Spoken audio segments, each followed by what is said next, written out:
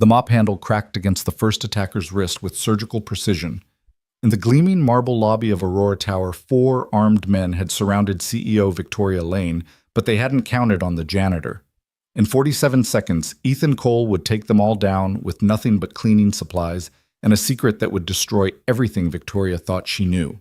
Tonight, the invisible man in blue coveralls would reveal why sometimes the most dangerous person in the room is the one nobody bothers to see.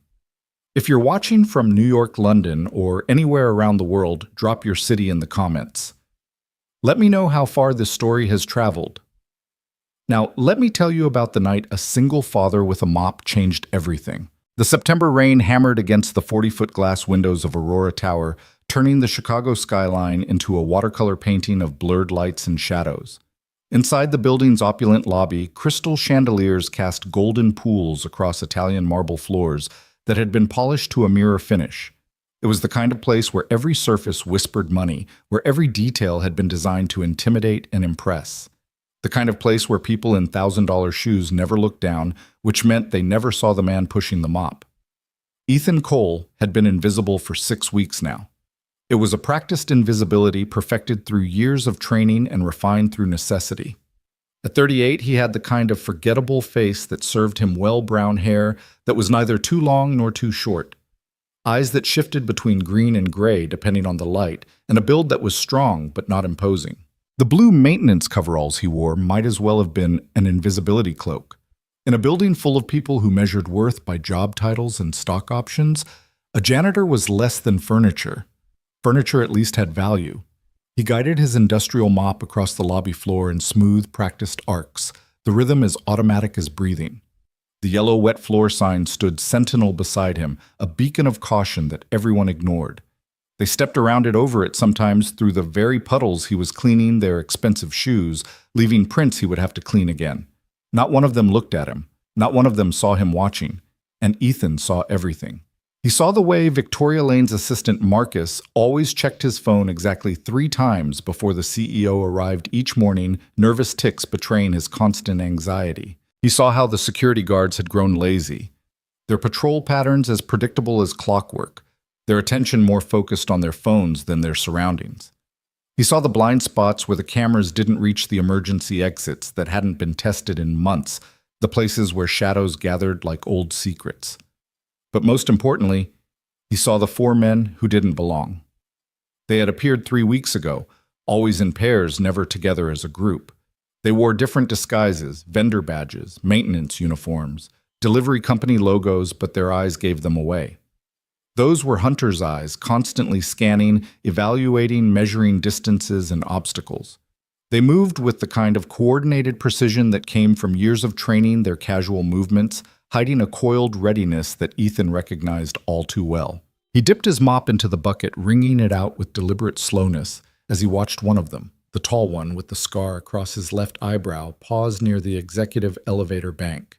The man's fingers traced along the wall, marking something invisible to anyone who wasn't looking for it. A blind spot, an approach vector, a killing ground. Ethan's hand unconsciously moved to his left wrist, fingers, finding the braided blue bracelet hidden beneath his coverall sleeve. His daughter Emma had made it for him 2 months ago, her 7-year-old fingers carefully weaving the threads together while her tongue poked out in concentration. "For protection, Daddy," she had said, her green eyes so like her mother's, serious and bright. "So you always come home?" The bracelet was the only thing about his appearance that wasn't carefully calculated for invisibility. Everything else was designed to blend in, to be forgotten the moment someone's eyes moved past him. But the bracelet stayed. It was his anchor, his reminder of why he did this, why he had taken this assignment, even though it meant long nights away from Emma, meant pretending to be something less than he was. The elevator chimed, and Victoria Lane emerged. Even at 8 in the evening, she looked like she had stepped out of a boardroom photo shoot. Her white designer dress was pristine, despite the 14-hour day she had already put in. Her dark hair, pulled back in a style that managed to be both professional and elegant. Her heels clicked against the marble with metronomic precision as she moved through the lobby, her phone pressed to her ear, her free hand gesturing as she spoke.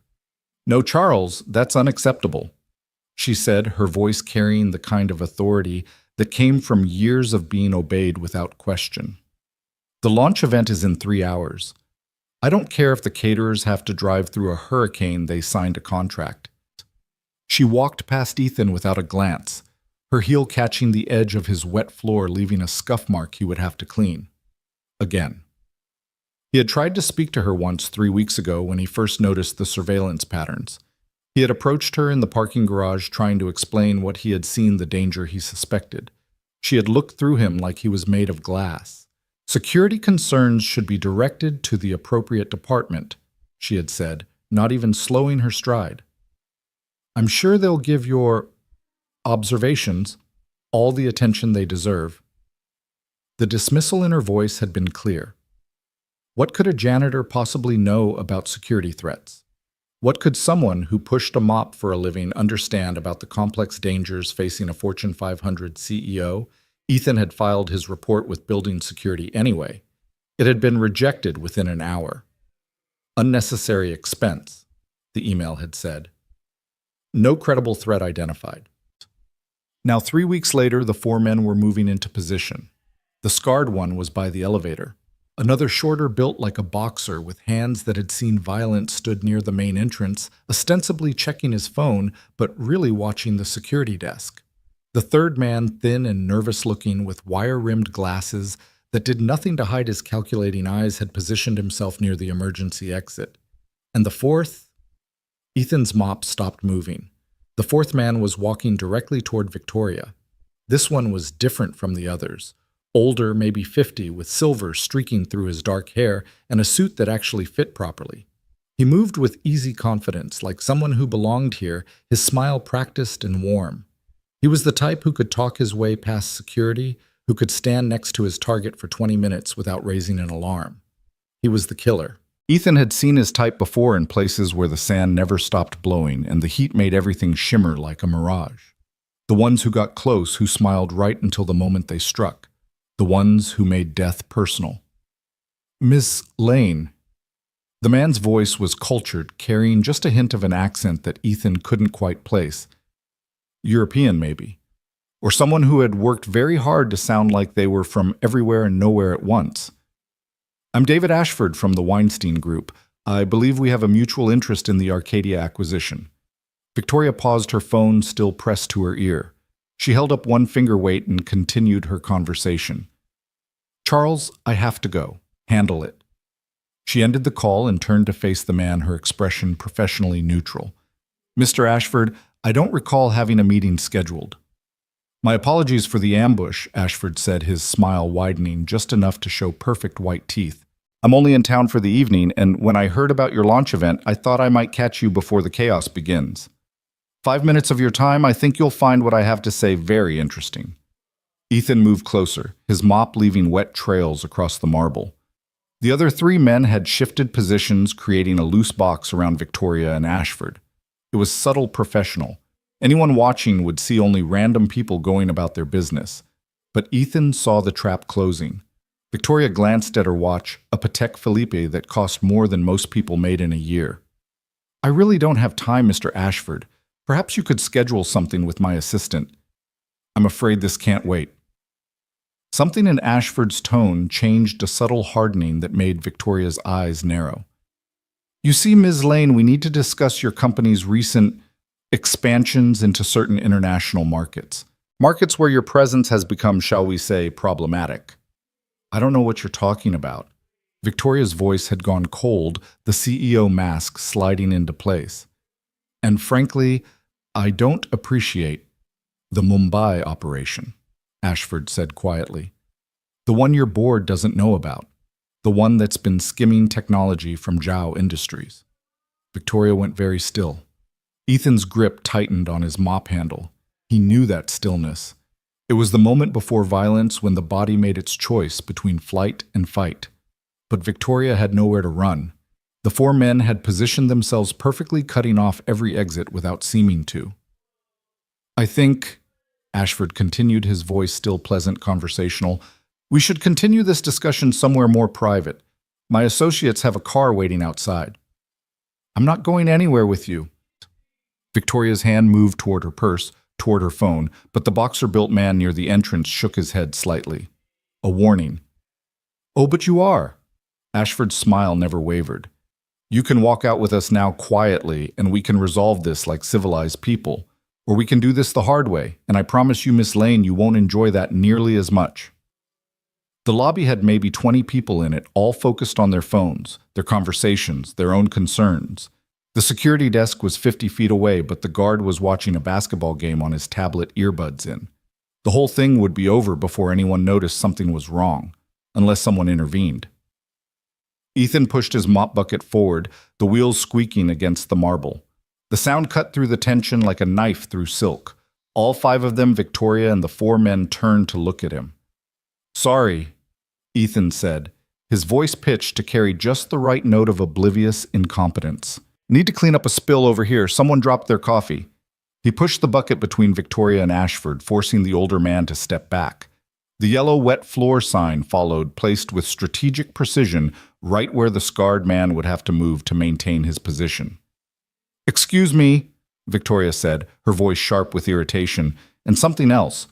Hope, maybe, or at least the recognition of an opportunity. "I need to—" "Ma'am, watch your step," Ethan said, moving his mop in wide arcs that forced everyone to shift positions, breaking up their carefully orchestrated formation.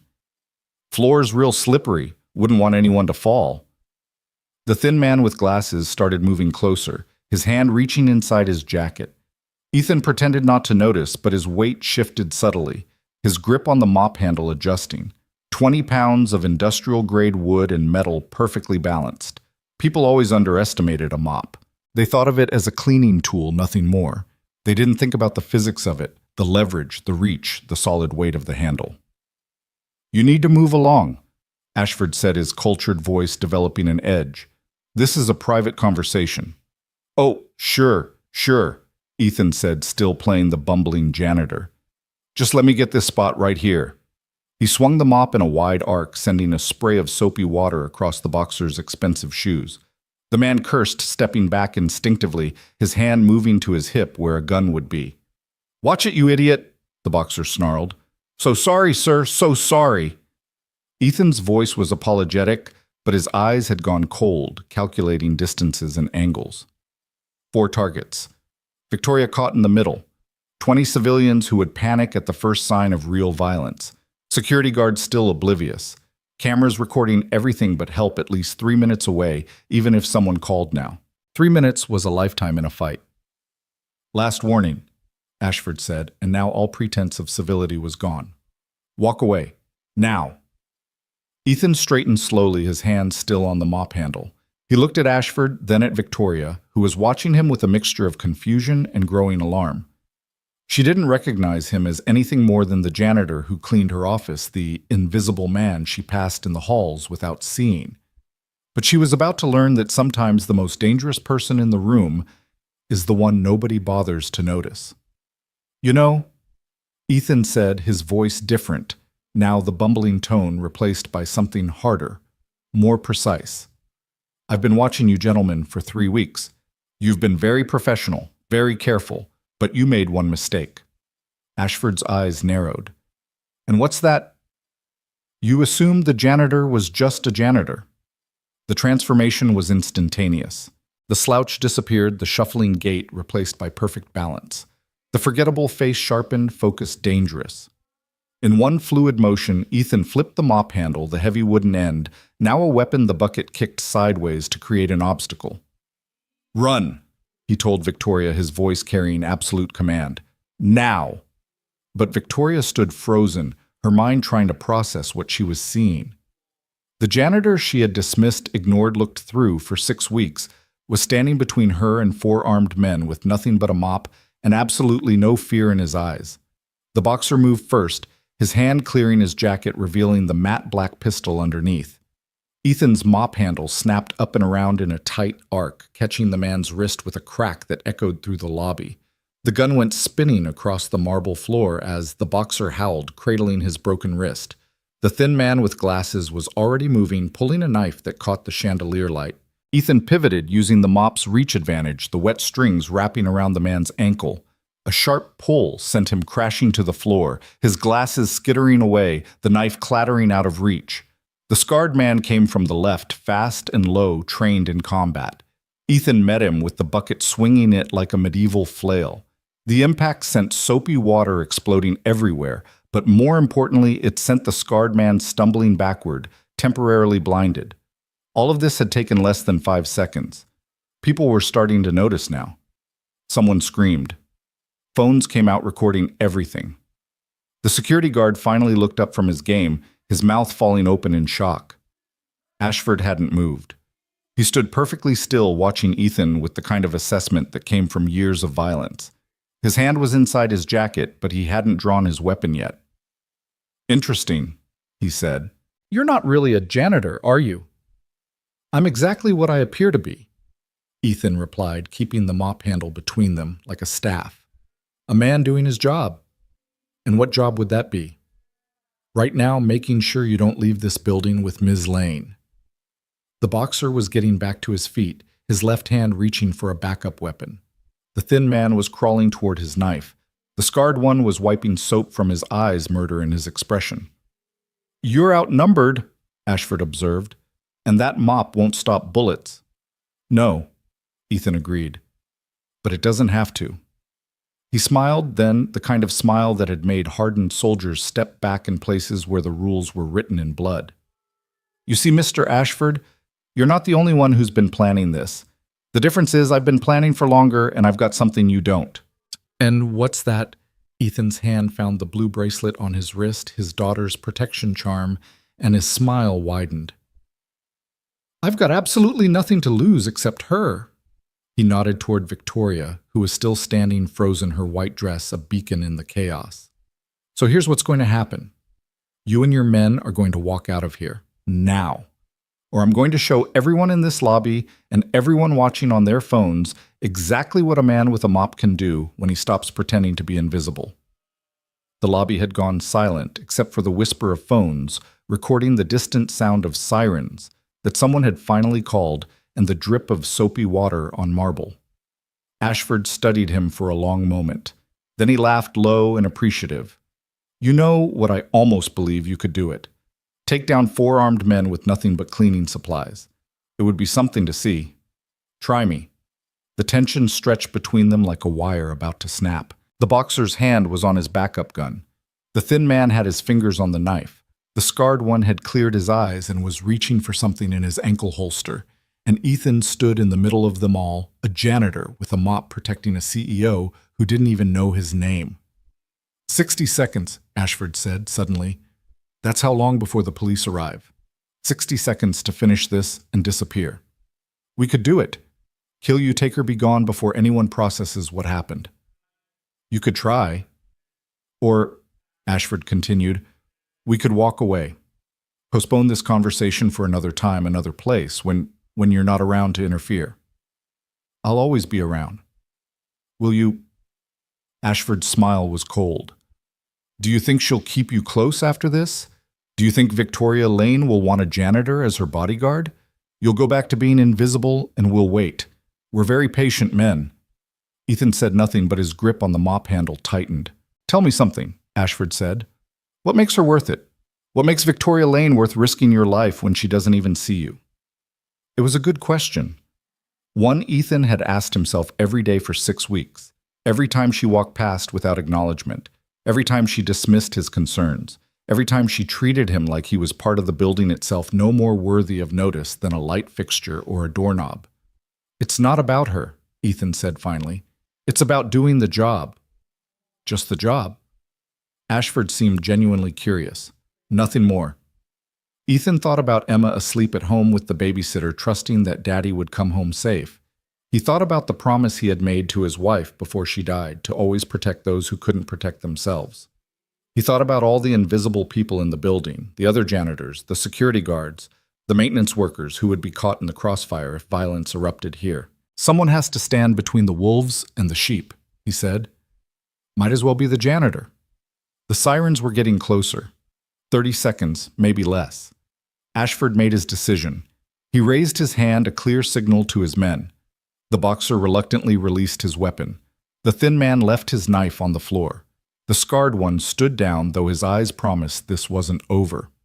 "Another time, then," Ashford said. He looked at Victoria, who had finally found her voice. "Who are you people?" she demanded. "What do you want?" "Ask your janitor," Ashford replied. "He seems to know more than you think." They walked out in perfect formation, professional to the end. They didn't run, didn't panic. They simply melted into the Chicago night as the first police cruiser screeched to a halt outside. Ethan lowered the mop handle, his body suddenly feeling the weight of the confrontation. His hands were steady. They always were in moments like this. But inside, the adrenaline was crashing through him like a tide. Victoria turned to him, her face a mixture of shock, confusion, and something that might have been the beginning of respect. "You're not really a janitor," she said. It wasn't a question. "I really am," Ethan replied, bending to pick up his bucket. "I just happen to be good at other things, too." "Who are you?" He looked at her, this woman who had ignored him for 6 weeks, who had dismissed his warnings, who had nearly paid the ultimate price for her arrogance. He could tell her the truth now. Show her the badge in his pocket, explain the investigation, reveal why he was really here. But the police were flooding in shouts and questions filling the air. Witnesses were pointing, explaining their versions of events already diverging from reality. And somewhere in the chaos, Ethan saw his supervisor from the cleaning company, his face a mask of confusion and concern. "I'm nobody," Ethan said, turning away. "Just the guy who cleans up messes." He started walking toward the supply closet, leaving Victoria standing in the middle of the lobby with soap suds at her feet and questions on her lips. But before he could disappear into the invisibility he had cultivated so carefully, her hand caught his arm. "Wait," she said. "I need to know." "No." Ethan interrupted, gently but firmly removing her hand. "You need to talk to the police. You need to figure out who those men really were and why they wanted you. You need to increase your security. Real security, not the joke you have now." "But you saved my life." "I did my job. Cleaning floors. Protecting people who can't protect themselves." She stared at him. And for the first time in 6 weeks, she actually saw him. Not just the uniform, not just the mop, but the man underneath. The intelligence in his eyes, the trained readiness in his stance, the careful way he positioned himself to watch every entrance, even now. "What's your name?" she asked. "Ethan," he said after a pause. "Ethan Cole." "Thank you, Ethan Cole." He nodded, then looked past her to where the police were setting up a perimeter, taking statements, trying to make sense of what had happened. His handler would want a report. The investigation was blown. There was no way he could maintain his cover after this. 6 weeks of careful work destroyed in 47 seconds of necessary violence. But Victoria Lane was alive, and 4 dangerous men had been exposed. Sometimes that had to be enough. "Ms. Lane," a police detective was calling, "we need to speak with you." She looked back at Ethan, but he was already moving away, slipping back into the role of the invisible janitor. By the time she turned back to look for him again, he had vanished into the labyrinth of service corridors and supply rooms that the important people never saw. In the supply closet, Ethan finally allowed himself a moment to breathe. His hands were shaking now, delayed reaction, the price of forcing calm during chaos. He pulled out his phone, knowing he needed to call this in, needed to report the blown cover and the attempted kidnapping. But first he looked at the blue bracelet on his wrist, Emma's protection charm, and allowed himself a small smile. "Still coming home, baby girl," he whispered. "Still coming home." The phone rang twice before a familiar voice answered. "Control." "This is Shepard," Ethan said, using his operational code name. "Cover's blown. Had to intervene." There was a pause. "Casualties?" "None. 4 hostiles exposed and withdrew. Target is secure." "Local law enforcement. On scene. They'll have questions." Another pause, longer this time. "You were supposed to observe and document Shepard, not engage. They were going to take her. That wasn't your call to make." Ethan's jaw tightened. "With respect, sir, it was exactly my call to make. That's why you put me here." A sigh crackled through the phone. "We'll send extraction in 6 hours. Maintain cover until then if possible." "Understood." "And Shepard, good work." The line went dead. Ethan tucked the phone away and looked at himself in the cracked mirror above the utility sink. 6 weeks of being invisible, of documenting every security breach, every suspicious activity, every sign of internal corruption at Aurora Corporation. He had enough evidence to bring down half the board of directors, to expose a network of corporate espionage that reached into 3 continents. But tonight, none of that mattered as much as the simple fact that Victoria Lane was alive. He picked up his mop and bucket, checking them for damage. The handle had a small crack where it had connected with the boxer's wrist, but it would hold. The bucket was dented but functional. Tools of the trade, unremarkable and overlooked but effective in the right hands. Outside the supply closet, he could hear the chaos continuing. Police radios crackling, witnesses being interviewed, theories being formed that would probably be nowhere near the truth. By morning, there would be a dozen different versions of what happened, each one more elaborate than the last. But Ethan knew the truth. 4 men had come for Victoria Lane, and a janitor had stopped them with nothing but a mop and the element of surprise. He thought about Ashford's question, what makes her worth it? The answer wasn't complicated. It wasn't about Victoria Lane specifically. It was about the principle of the thing. The strong shouldn't be allowed to prey on the weak just because they can.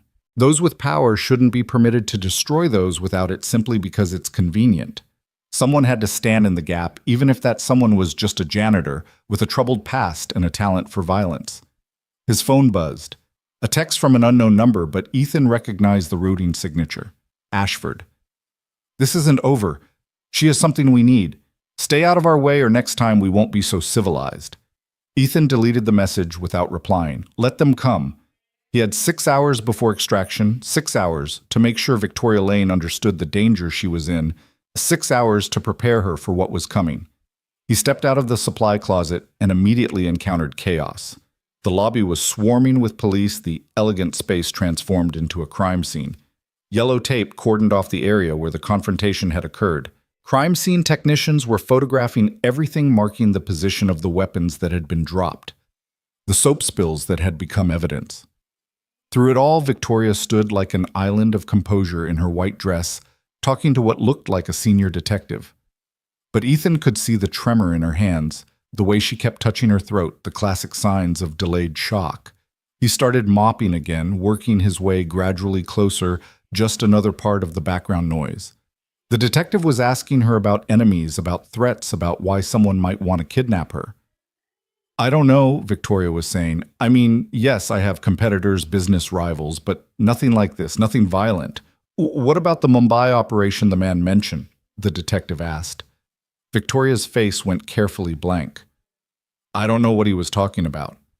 It was a lie, and not a particularly good one. The detective knew it too, Ethan could tell, but he also knew he wouldn't push.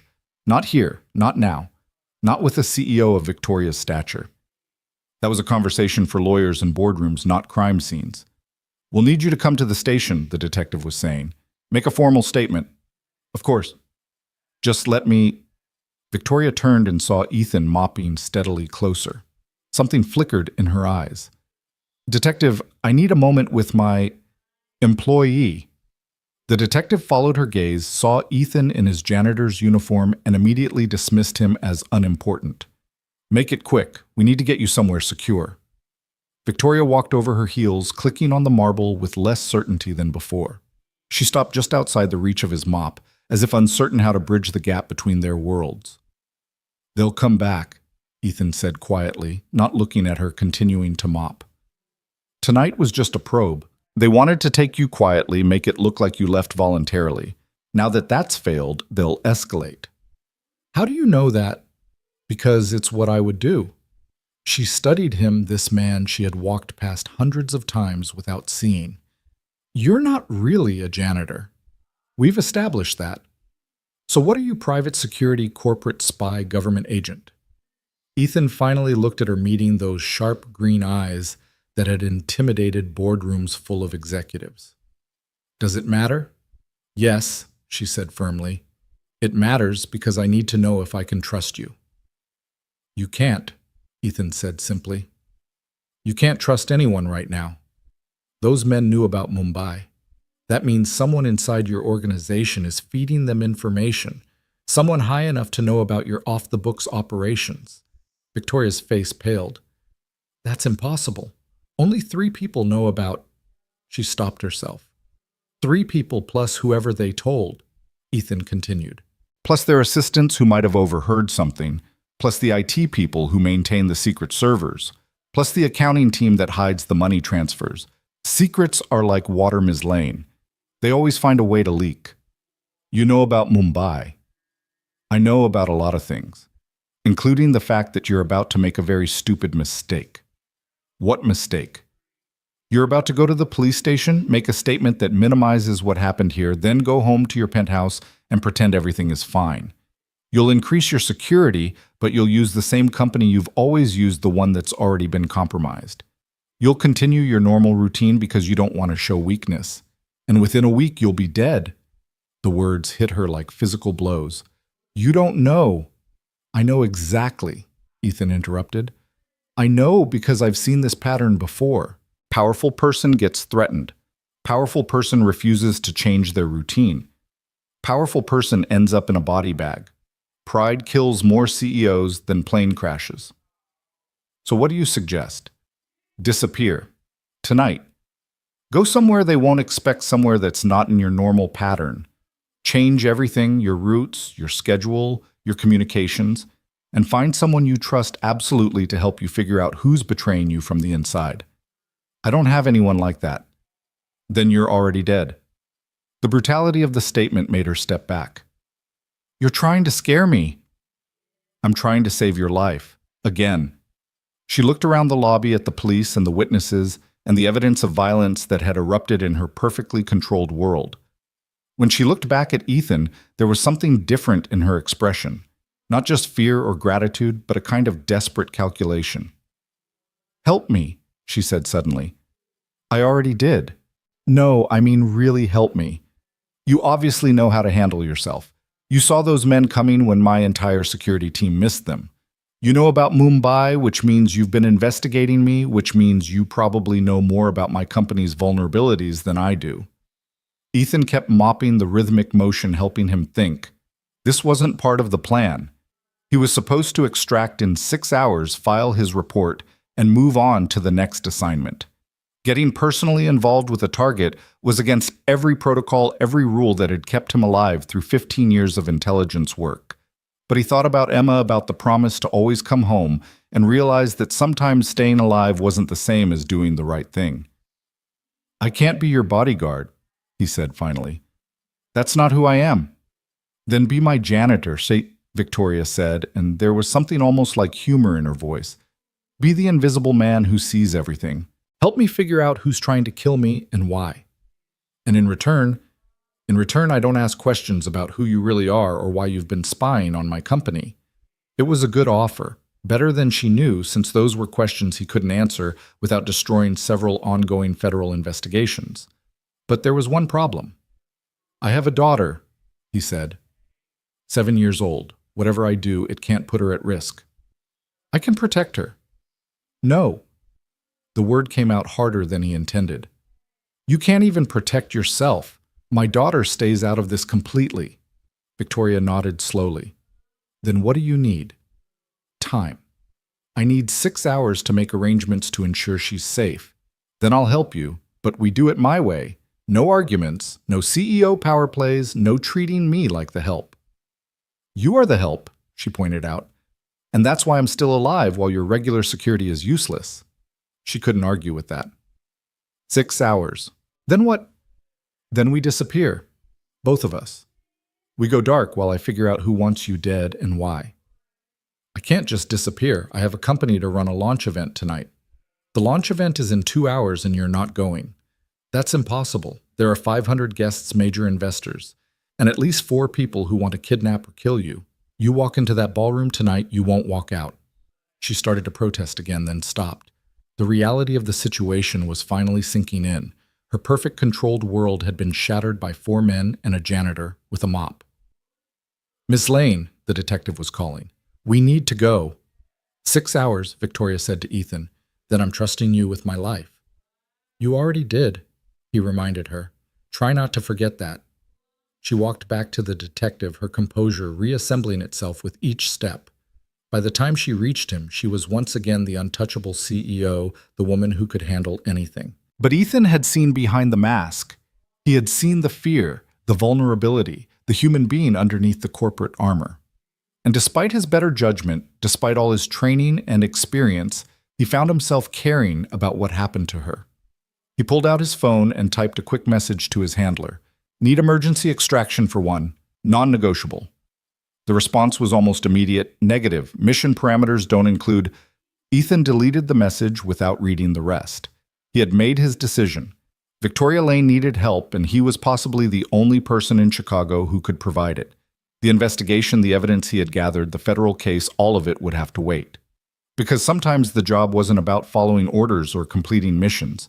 Sometimes it was about standing between the wolves and the sheep, even when the sheep didn't appreciate it.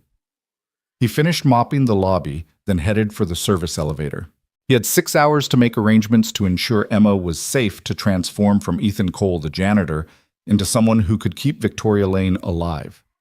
6 hours to prepare for a war he hadn't planned on fighting. As the elevator doors closed, he touched the blue bracelet on his wrist one more time. "Still coming home, baby girl," he whispered. "Just might take a little longer than expected." The service elevator descended into the underground parking garage with a mechanical groan that echoed through the shaft. Ethan checked his watch 5 hours and 43 minutes until he had promised to return. The federal handlers would be furious when they realized he'd gone off book, but that was tomorrow's problem. Tonight's problem was keeping Victoria Lane alive long enough to figure out who wanted her dead. The parking garage was a concrete cavern, fluorescent lights casting harsh shadows between the rows of expensive cars. Ethan's vehicle was parked in the far corner away from the security cameras, a habit that had saved his life more than once. It wasn't much to look at a 10-year-old Honda Civic with rust spots and a dented bumper, the kind of car that was invisible in traffic. But under the hood, it had been modified with an engine that could outrun most police cruisers, and the trunk held equipment that would make a SWAT team envious. He was halfway to the car when he heard footsteps behind him. Not the click of heels or the shuffle of tired workers heading home, but the deliberate placement of someone trying to move quietly. Ethan didn't turn around, didn't change his pace. He simply shifted the mop handle in his grip and listened. 2 sets of footsteps.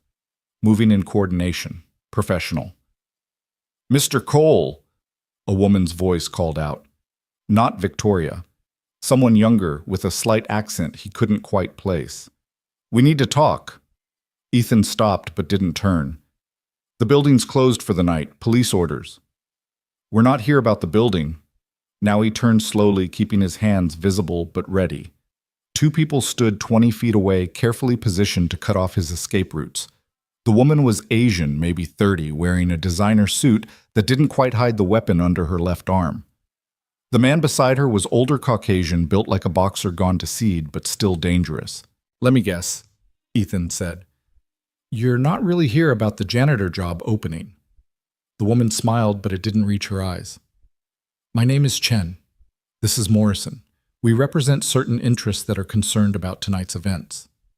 "Certain interests? That's beautifully vague." "We know who you are, Mr. Cole, or should I say Agent Shepard." Ethan's expression didn't change, but internally alarms were screaming. His federal cover was blown. These people had sources inside the government, which meant this was bigger than a simple kidnapping attempt. "I think you have me confused with someone else," he said. "I'm just a janitor." A janitor who took down 4 trained operatives with a mop. Morrison spoke for the first time, his voice gravely damaged. "A janitor who's been documenting every aspect of Aurora Corporation's operations for 6 weeks. A janitor whose daughter is currently at 4257 North Lakewood Avenue with a babysitter named Rosa Martinez." The mention of Emma hit Ethan like a physical blow, but he kept his face neutral. They knew about his daughter. They knew where she was. The game had just changed completely. "What do you want?" he asked, dropping all pretense. "We want Victoria Lane," Chen said simply. "She has something that belongs to our employers, something she stole from the Mumbai operation." "I don't know anything about that." "Of course not. But you're going to help her disappear in approximately 5.5 hours. When you do, you're going to bring her to us instead." "And if I refuse?" Morrison pulled out his phone, showed Ethan a live video feed. Emma was in her bedroom reading a book, completely unaware of the camera watching her. Rosa was in the kitchen making what looked like hot chocolate. "Cute kid," Morrison said. "Be a shame if something happened to her." The rage that flooded through Ethan was ice-cold, the kind that had made him legendary in certain circles. But he couldn't afford rage right now. Emma's safety was all that mattered.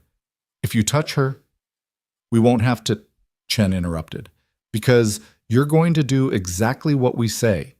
You're going to deliver Victoria Lane to us, and then you and your daughter are going to disappear. New identities, new life, far away from here. We'll even throw in enough money to make it comfortable." "How do I know you'll keep your word?" "You don't. But what choice do you have?" It was a good question. Ethan ran through the options in his mind. He could kill them both right now. He was confident he could do it even with just the mop handle. But that wouldn't stop whoever was watching Emma. He could try to play along, buy time, to figure out their organization. Or he could do what they asked and hope they kept their word. None of the options were good. "I need proof she has what you're looking for," he said finally. "I'm not delivering an innocent woman to her death." "She's hardly innocent," Chen said. "The technology she stole from Mumbai has resulted in 12 deaths so far. Industrial accidents, they called them. But we know better." "What technology?" "That's not your concern. Your concern is your daughter." Ethan's phone buzzed. A text from Rosa. "Emma's asking when you'll be home. Should I put her to bed?" The normalcy of it, the everyday concern of a babysitter, made the situation even more surreal. His little girl was waiting for him, trusting him to come home, while strangers watched her through hidden cameras. 5 hours, he said. "I need 5 hours to set things up." "You have 3, Chen countered. "And Mr. Cole." "Don't try to be clever. We have people everywhere. The moment you deviate from the plan, the moment you try to warn anyone, your daughter pays the price." They walked away, leaving Ethan standing alone in the parking garage with his mop and his rage. He waited until he heard their car leave, then pulled out his phone. Not his regular phone, that was certainly compromised. This was a burner he kept for emergencies, one that even his federal handlers didn't know about. He dialed a number from memory. It rang once. "Yeah?" The voice was rough, tired, suspicious. "Marcus, it's Shepard." There was a pause. "Jesus Christ, Ethan. That's a name I haven't heard in 3 years. Thought you were dead." "Might be soon. I need an extraction. My daughter. Tonight." "What kind of trouble are you in?" "The kind that watches little girls through bedroom cameras." Marcus cursed creatively in 3 languages. "How many bodies?" "None yet, but that might change." "Give me the address." Ethan rattled off his home address, then added, "There's a babysitter, Rosa Martinez. She's innocent, but they might have leverage on her too." "I'll handle it. Where do you want the package delivered?" "Safe House 7. You remember it? That shithole in Wisconsin?" "Yeah, I remember. You sure it's still secure?" "It better be. I paid for 10 years in advance." "This is going to cost you." "I know." "I don't mean money, Ethan. You're calling in your last marker. After this, we're even. You understand?" "I understand. 2 hours. I'll have her there in 2 hours." The line went dead. Ethan stood in the parking garage for another moment, calculating odds and angles. Marcus was good, former Delta Force turned private contractor. If anyone could extract Emma without triggering Chen's watchers, it was him. But it was still a risk. Everything was a risk now. He got in his car and drove back to his apartment, taking a deliberately obvious route. Let them watch. Let them think he was complying. He parked in his usual spot and walked up to his unit like nothing was wrong, even waving to Mrs. Patterson from 3B, who was walking her ancient poodle. Inside, Rosa looked up from the kitchen table where she was doing homework. "Mr. Cole, I wasn't expecting you for hours." "Got off early, what?" he said, forcing a smile. "How's Emma?" "Perfect angel as always. She finished her homework, ate all her dinner, and she's in her room reading. Although," Rosa frowned slightly, "she seemed worried about something, kept asking if you were okay." Kids always knew. They could sense when something was wrong, even when adults tried to hide it. Ethan walked down the hallway to Emma's room, knocked gently on the door, decorated with hand-drawn butterflies and glittery stars. "Daddy," her voice was small, uncertain. He opened the door to find her sitting on her bed, surrounded by stuffed animals and books. She was wearing her favorite pajamas, the ones with rockets and planets, and her dark hair was pulled back in the braids Rosa had done for her. "Hey, baby girl." She launched herself at him, arms wrapping around his waist with desperate strength. "I was worried." "Why were you worried?" "I don't know, just felt funny, like when Mommy was sick." Ethan's heart broke a little. Sarah had been gone for 2 years now, taken by cancer that moved faster than any enemy he'd ever faced. Emma had been 5, old enough to remember, young enough that the memories were starting to fade. "Everything's okay," he lied, holding her tight. "But hey, you know what? You're going to go on an adventure tonight." She pulled back, looking up at him with those green eyes that were so like her mother's. "An adventure. Remember Uncle Marcus? He's going to take you to the special cabin, the one with the lake, the one where we went fishing. That's the one. You're going to stay there for a few days, like camping. But what about school? It's a special holiday, just for you." She studied his face with that intense focus children had when they knew adults weren't telling them everything. "Are you coming too?" "I'll be there soon. I just have to finish some work first." "Is it dangerous work?" He couldn't lie to her, not completely. "A little bit, but you know what protects me?" She touched the blue bracelet on his wrist. "My protection charm. That's right. As long as I have this, I'll always come home to you." "Promise." "Promise." There was a knock at the apartment door, 3 short, 2 long, Marcus's signal. "That's Uncle Marcus now," Ethan said, trying to keep his voice light. "Go grab your backpack, the one we packed for emergencies." Emma nodded solemnly and went to her closet, pulling out the go-bag they had prepared together. It was a game they played, he had told her, being ready for adventures. Inside was everything she would need for a week.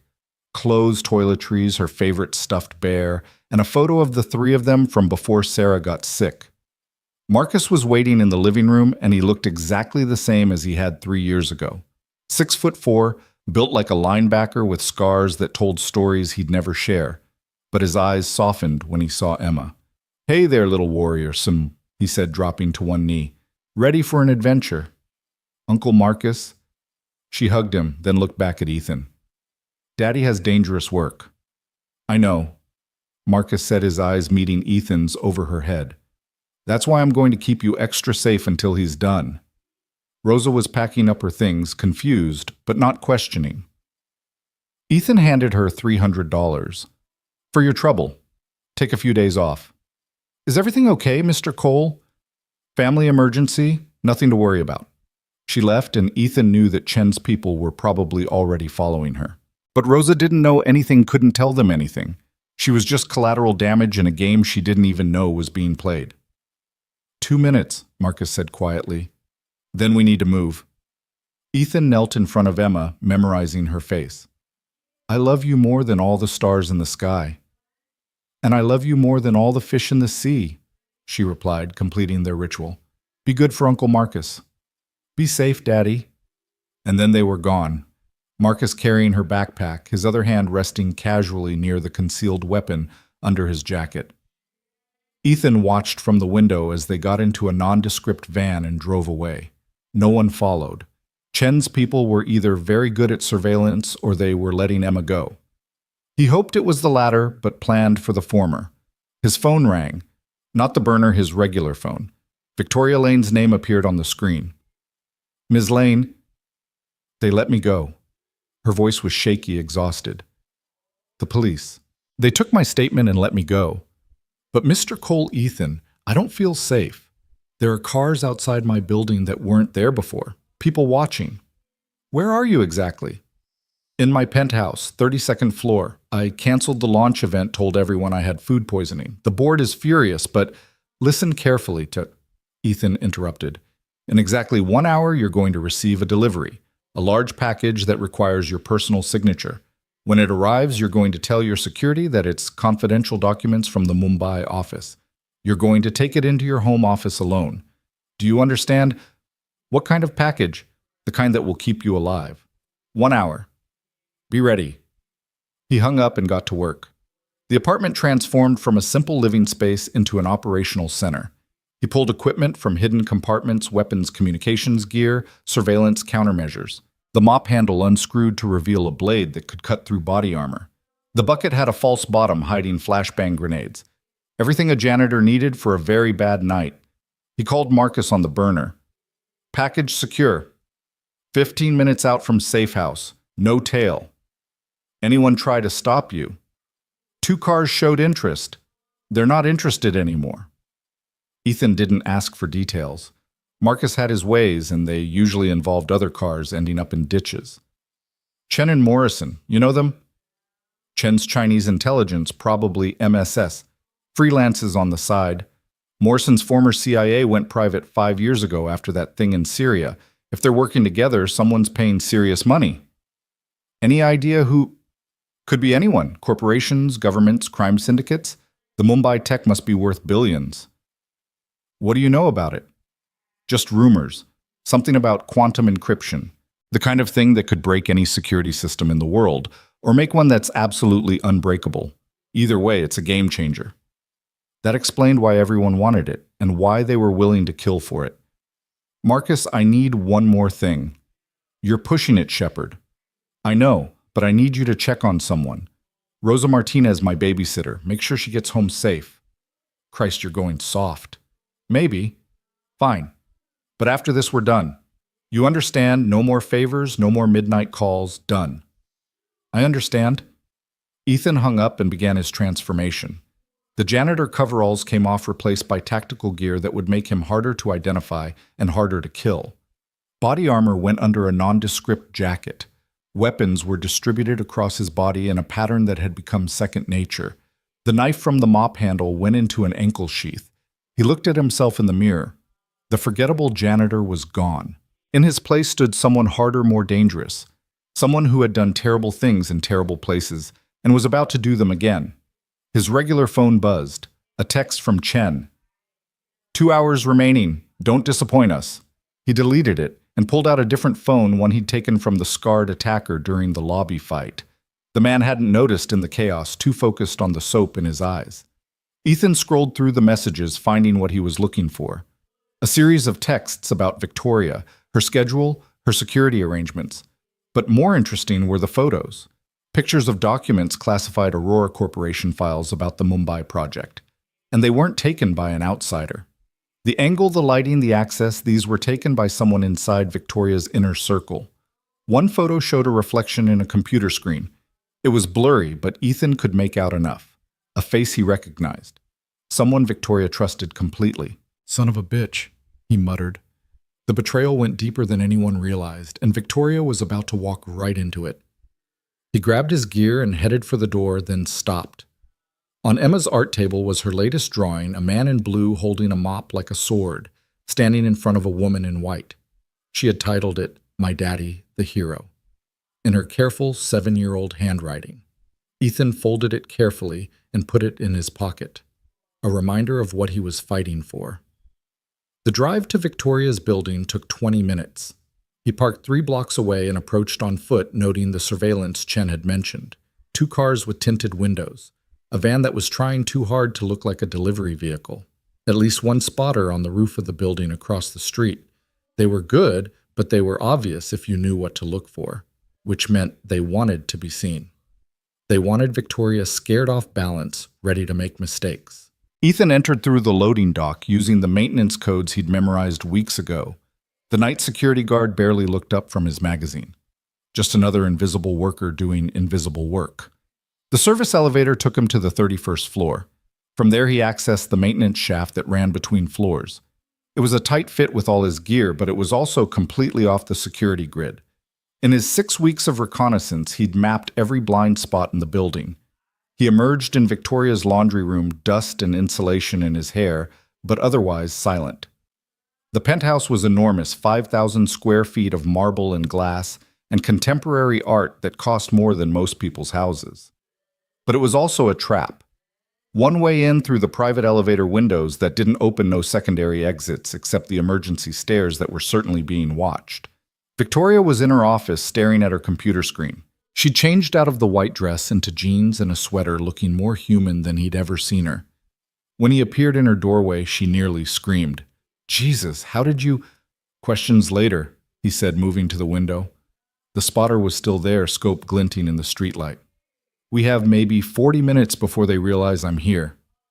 Before who realizes Ethan what's going on? He turned to face her decision time. Tell her the truth and risk her reaction, or keep her in the dark and risk her making a fatal mistake. The men who tried to take you tonight, they want something you took from Mumbai. Quantum encryption technology. Her face went pale. How do you know about that? Because everyone knows about it. Chinese intelligence, private military contractors, probably half the criminal organizations in the world. You stole something that could destabilize global security, and now everyone wants it. I didn't steal anything. It was developed by my company, using research taken from a Chinese laboratory, research that was itself stolen from an American defense contractor, who probably stole it from the Russians. That's how this game works, Ms. Lane. There's no clean ownership, just whoever has it last. She sank into her chair. Mr. Ashford, the man, tonight he said people had died. 12 so far. The Chinese research team, they were eliminated to prevent them from recreating the technology. Oh, God. Where is it? The encryption key or whatever it is? She looked at him sharply. Why? So you can take it. So I can keep you alive. They think you have it as long as they believe that you're valuable. The moment they learn otherwise, I don't have it. The words hung in the air like a death sentence. What do you mean you don't have it? I mean it's not here. It's not in some vault or safety deposit box. The technology, it's not a device or a program. It's an algorithm, a mathematical proof that only exists in one place. Where, she tapped her temple. Here, in the head of the person who actually created it. Who?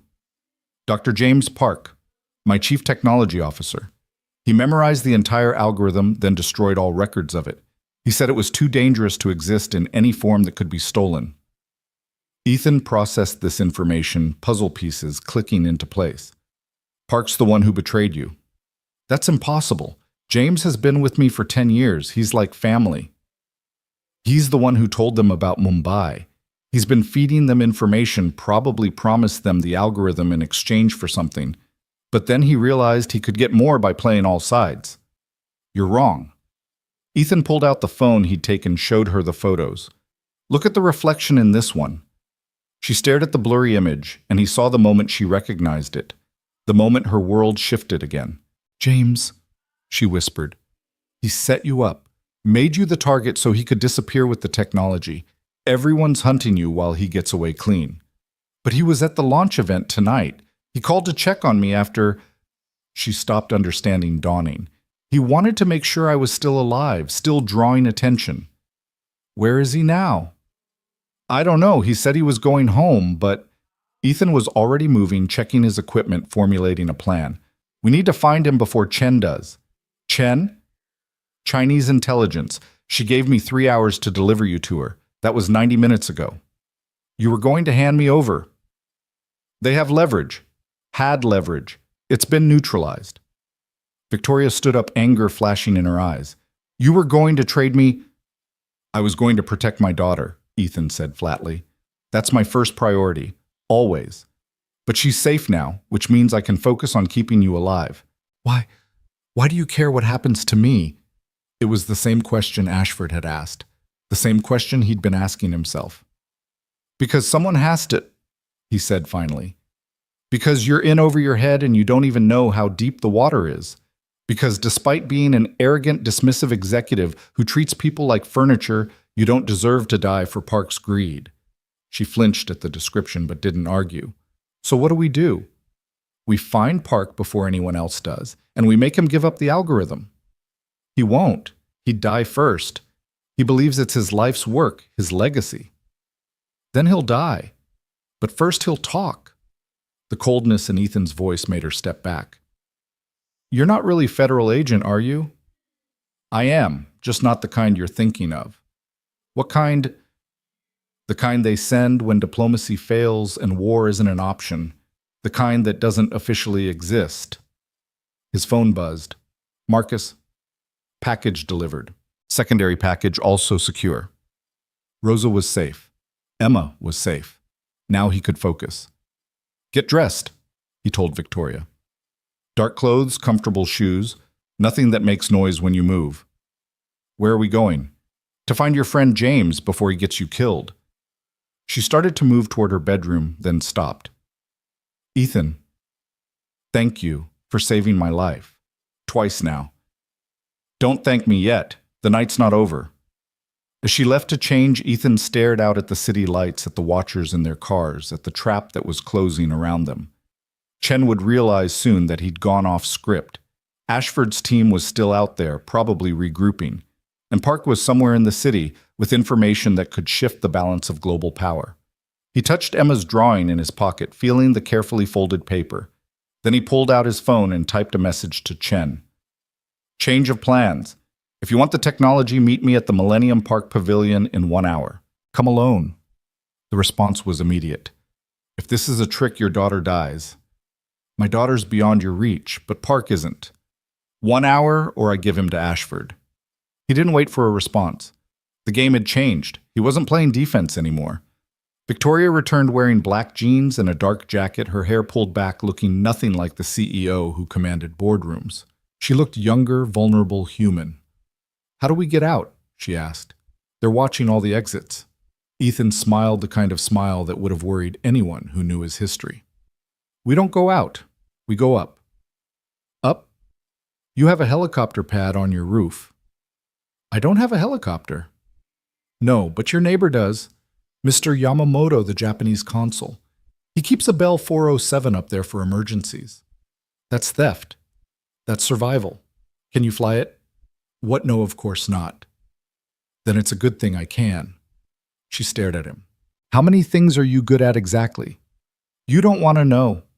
He led her to the stairs, bypassing the elevator that would announce their movement. They climbed in silence, Ethan listening for any sound of pursuit. The building was quiet. Most of the ultra-wealthy residents gone for the evening or traveling. The door to the roof was supposed to be locked, but Ethan had taken care of that weeks ago, filing down the mechanism so it would look secure but open with the right pressure. They emerged into the Chicago night wind, whipping across the rooftop, the city spread out below them like a circuit board. The helicopter sat on the pad, sleek, and white diplomatic flags on the tail. This is insane, Victoria said. This is Tuesday, Ethan replied, already moving toward the aircraft. That's when the first shot rang out. The bullet sparked off the concrete 2 feet from Victoria's head, sending chips flying into the night air.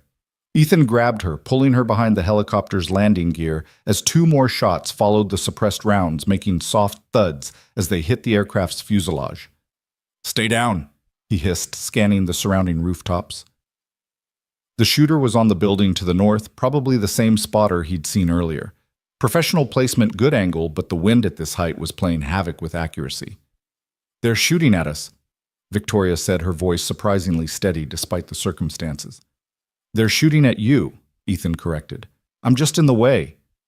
He pulled out his phone, did a quick calculation of angles and distances. The shooter had them pinned, but only as long as they stayed near the helicopter.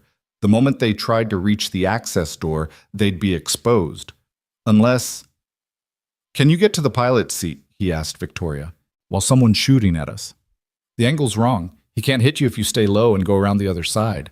I need you to start the pre-flight sequence. I told you I can't fly. You don't need to fly it. Just start it.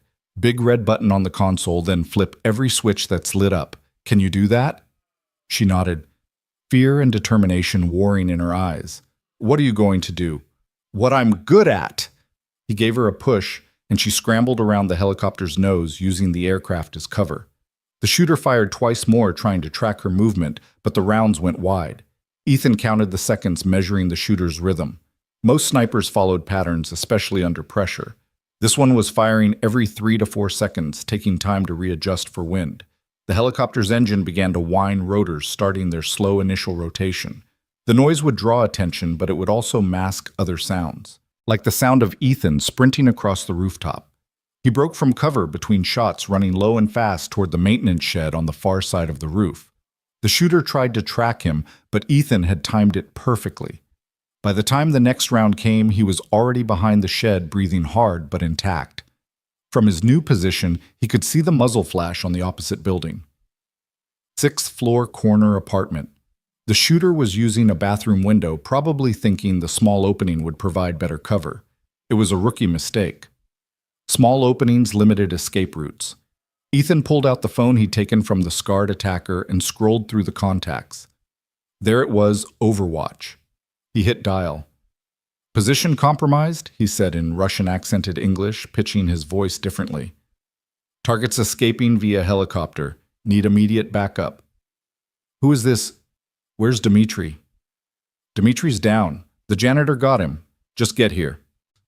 He hung up before they could ask more questions. The confusion wouldn't last long, but it might be enough. Already he could hear sirens in the distance. Someone had reported the gunfire. The helicopter's rotors were picking up speed, the downwash starting to affect visibility. Victoria was still in the pilot's seat, and from her frantic movement she was hitting every button she could find. The navigation lights came on then, the searchlight which swept across the rooftop like a prison break scene. Another shot, this one hitting the helicopter's tail section.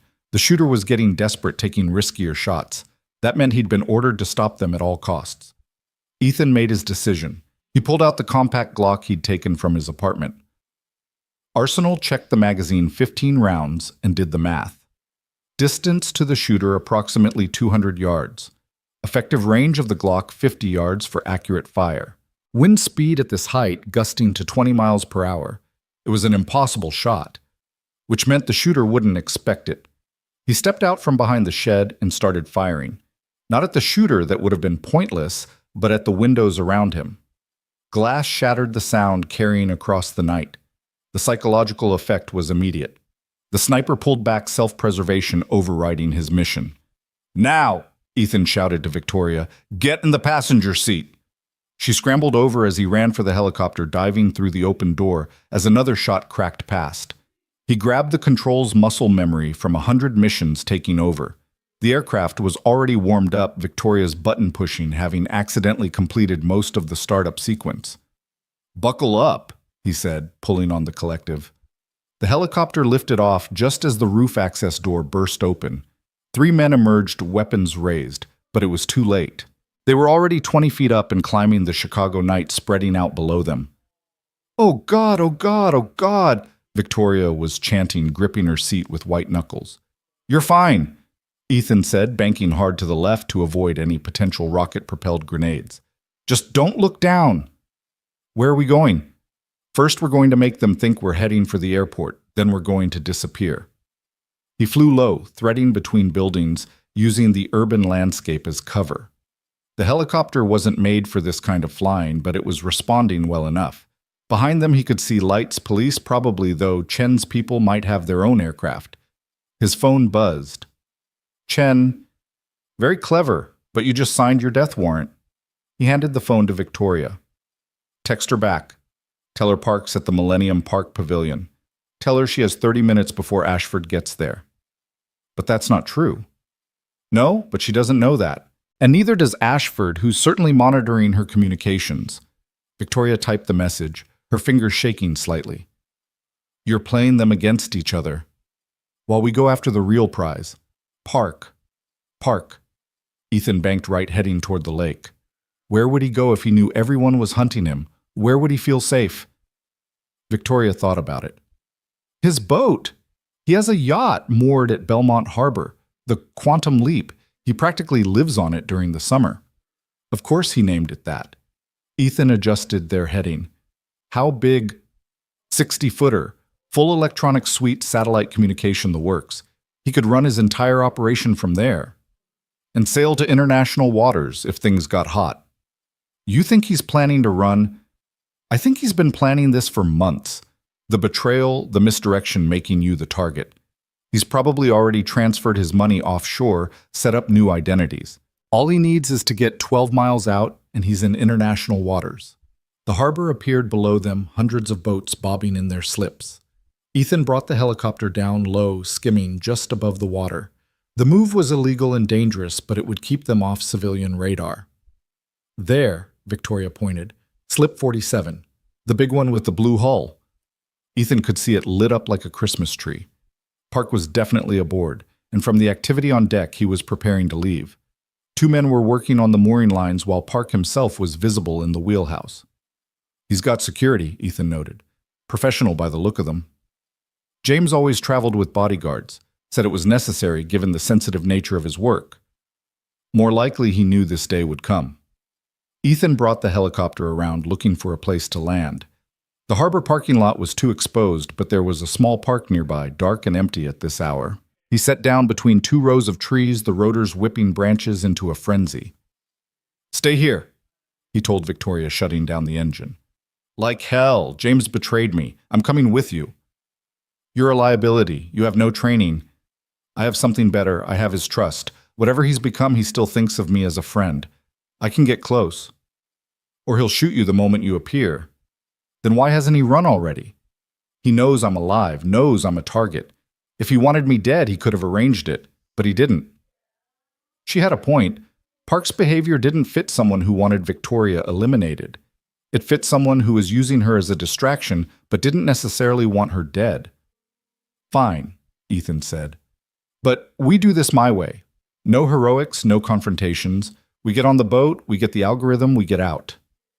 And James? Depends on how cooperative he is. They left the helicopter and moved through the park toward the harbor. The night had turned cold autumn, asserting itself with a wind that cut through their jackets. The marina was quiet, except for the sound of water lapping against hulls and the occasional clink of rigging against masts. Ethan counted 3 guards visible on Park's yacht, one at the stern, one at the bow, and one moving between them. Professional positioning overlapping fields of fire, but they were watching the dock, not the water. "Can you swim?" he asked Victoria. "In October in Lake Michigan." "So that's a no." "I can swim. I just prefer not to get hypothermia." "Stay here." He handed her his phone. "If I'm not back in 10 minutes, call this number." He showed her Marcus's contact. "Tell him everything." "Where are you going?" But he was already moving, slipping down to the water's edge. The cold hit him like a physical blow when he entered, but he'd been in worse. He swam with smooth, quiet strokes, using the pier pilings as cover. The guards never looked down. People rarely did. He reached the yacht's stern and found what he was looking for. The dive platform lowered for easy access. Park probably used it for swimming in the summer. Now it would be his entry point. Ethan pulled himself up slowly, water streaming off his tactical gear. The guard at the stern was 6 feet away, looking out at the parking lot. Ethan moved like a shadow, his footsteps silent on the teak deck. The chokehold was quick and efficient, the guard unconscious before he knew what was happening. Ethan zip-tied him and moved forward.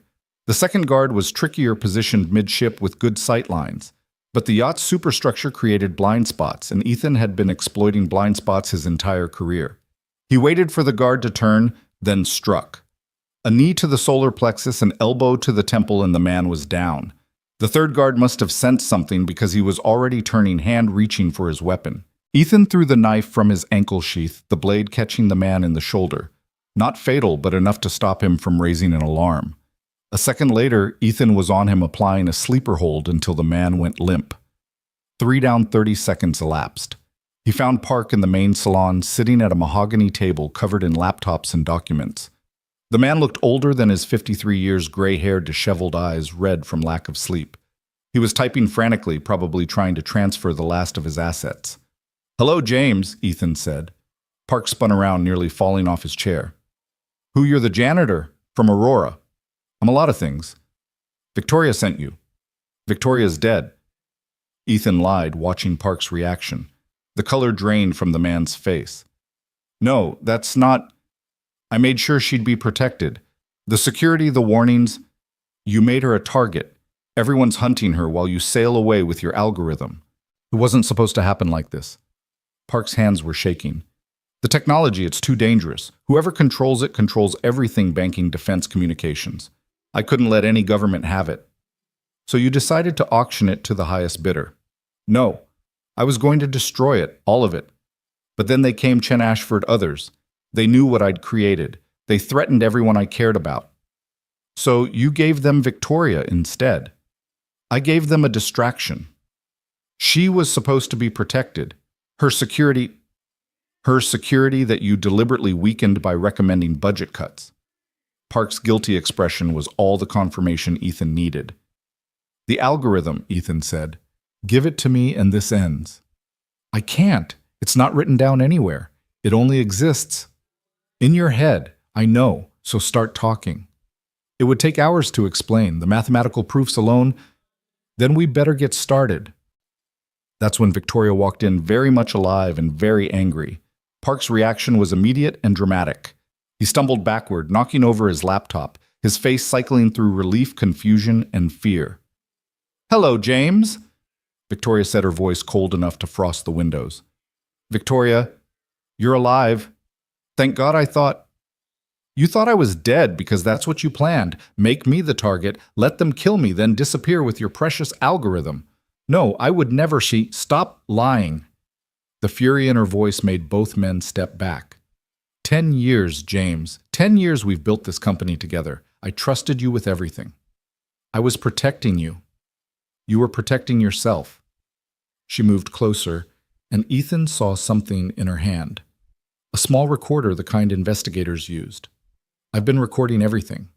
Your confession to him, your admission of guilt. That won't hold up in court. I'm not taking you to court, James. I'm taking you to them. Before Ethan could stop her, she'd pulled out a phone and hit send on a pre-typed message. Chen Ashford and 3 other interested parties now know exactly where you are.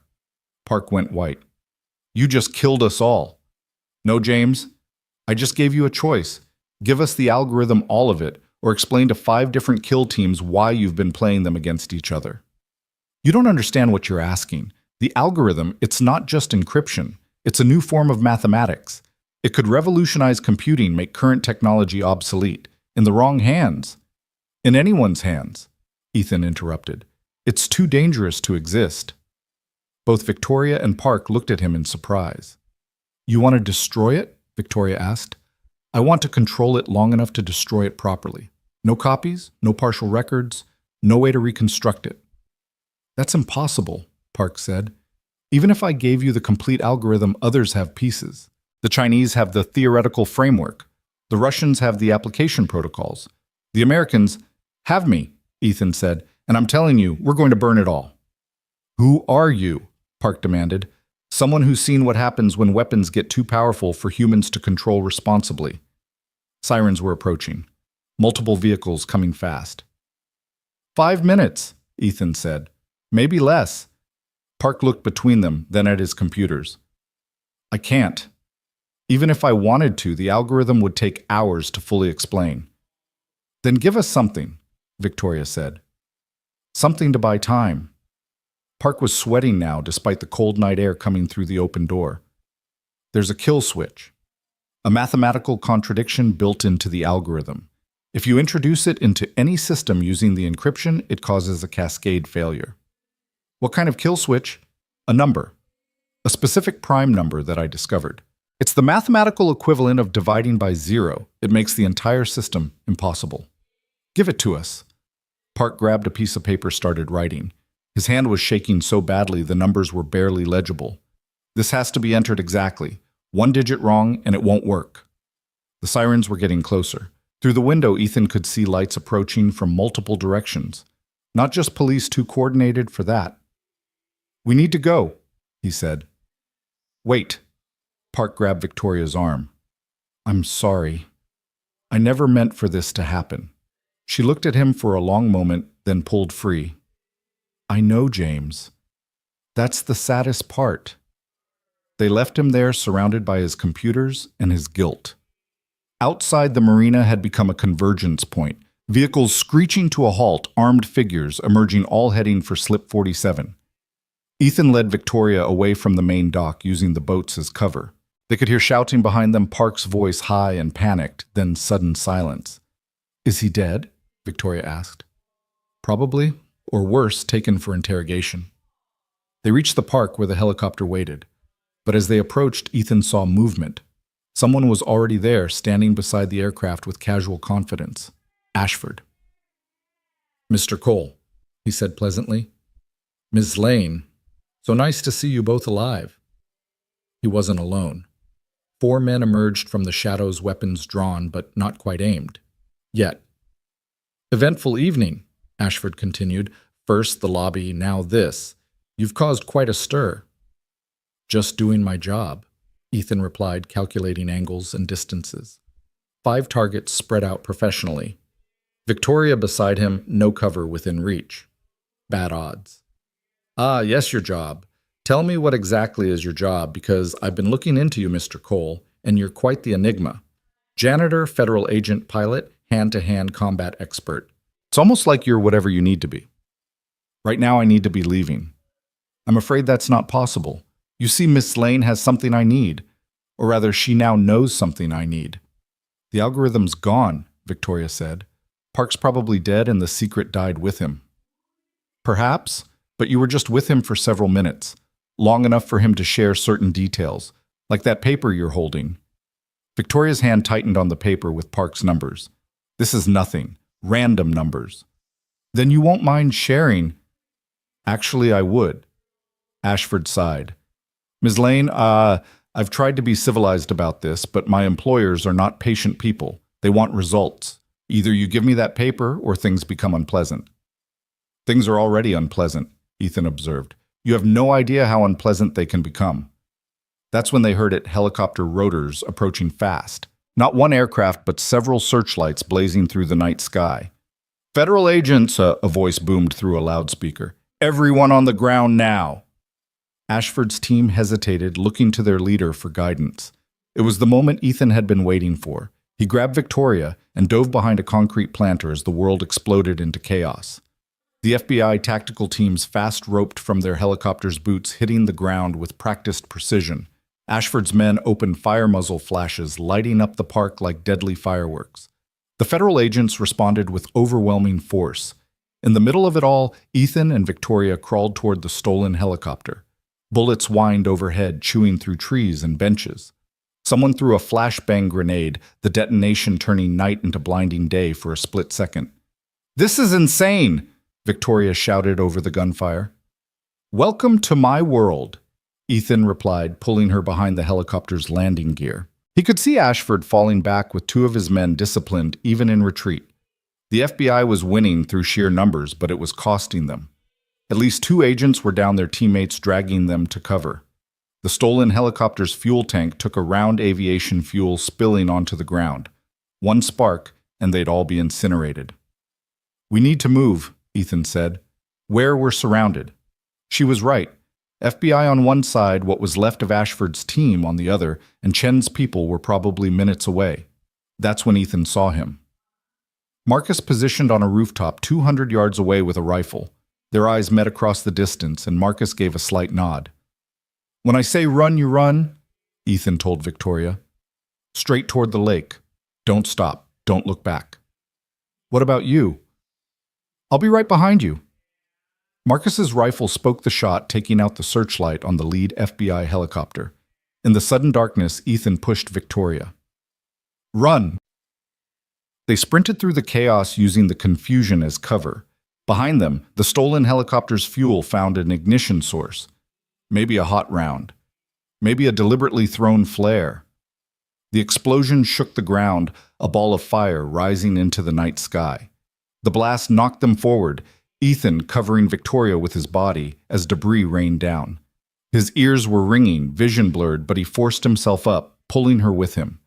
The marina was just ahead, boats rocking from the explosion's shockwave. Ethan spotted what he was looking for, a small speedboat keys still in the ignition. Probably belonged to someone who'd come to check on their yacht and fled when the shooting started. "Get in," he ordered Victoria. She collapsed into the passenger seat, clutching Park's paper like a lifeline. Ethan started the engine, casting off the lines with quick, efficient movements. They were pulling away from the dock when Chen appeared at the water's edge. She didn't shoot, didn't shout. She just watched them go with those cold, calculating eyes. Then she raised her phone to her ear, and Ethan knew this wasn't over. It had barely begun. The speedboat cut through the dark water, Chicago's skyline glowing behind them. Victoria was shaking, shock finally setting in. "Where are we going?" she asked. "Somewhere safe." Does that place exist? Ethan thought about Emma hopefully asleep in the safe house in Wisconsin. He thought about the paper in Victoria's hand, potentially holding the key to destroying a technology that should never have existed. He thought about the bodies piling up, the global powers converging on Chicago, the war that was about to erupt over mathematics and ambition. "We'll make it exist," he said. Behind them, the fire from the helicopter reflected off the water like a funeral pyre for the old world. Ahead lay darkness and uncertainty, but also possibility. The boat disappeared into the night, two people carrying the weight of a secret that could change everything, pursued by enemies who would stop at nothing to possess it. And somewhere in Wisconsin, a 7-year-old girl slept peacefully, unaware that her father was fighting to make sure she grew up in a world where some weapons were too dangerous to exist. The speedboat's engine hummed through the darkness as Ethan navigated by memory and instinct. The further they got from shore, the more the city lights looked like dying stars. Victoria hadn't spoken for 10 minutes, her knuckles white as she gripped both the seat and Park's paper. "We can't run forever," she finally said. "We don't need forever, just long enough." "Long enough for what?" "To make them believe the algorithm is gone."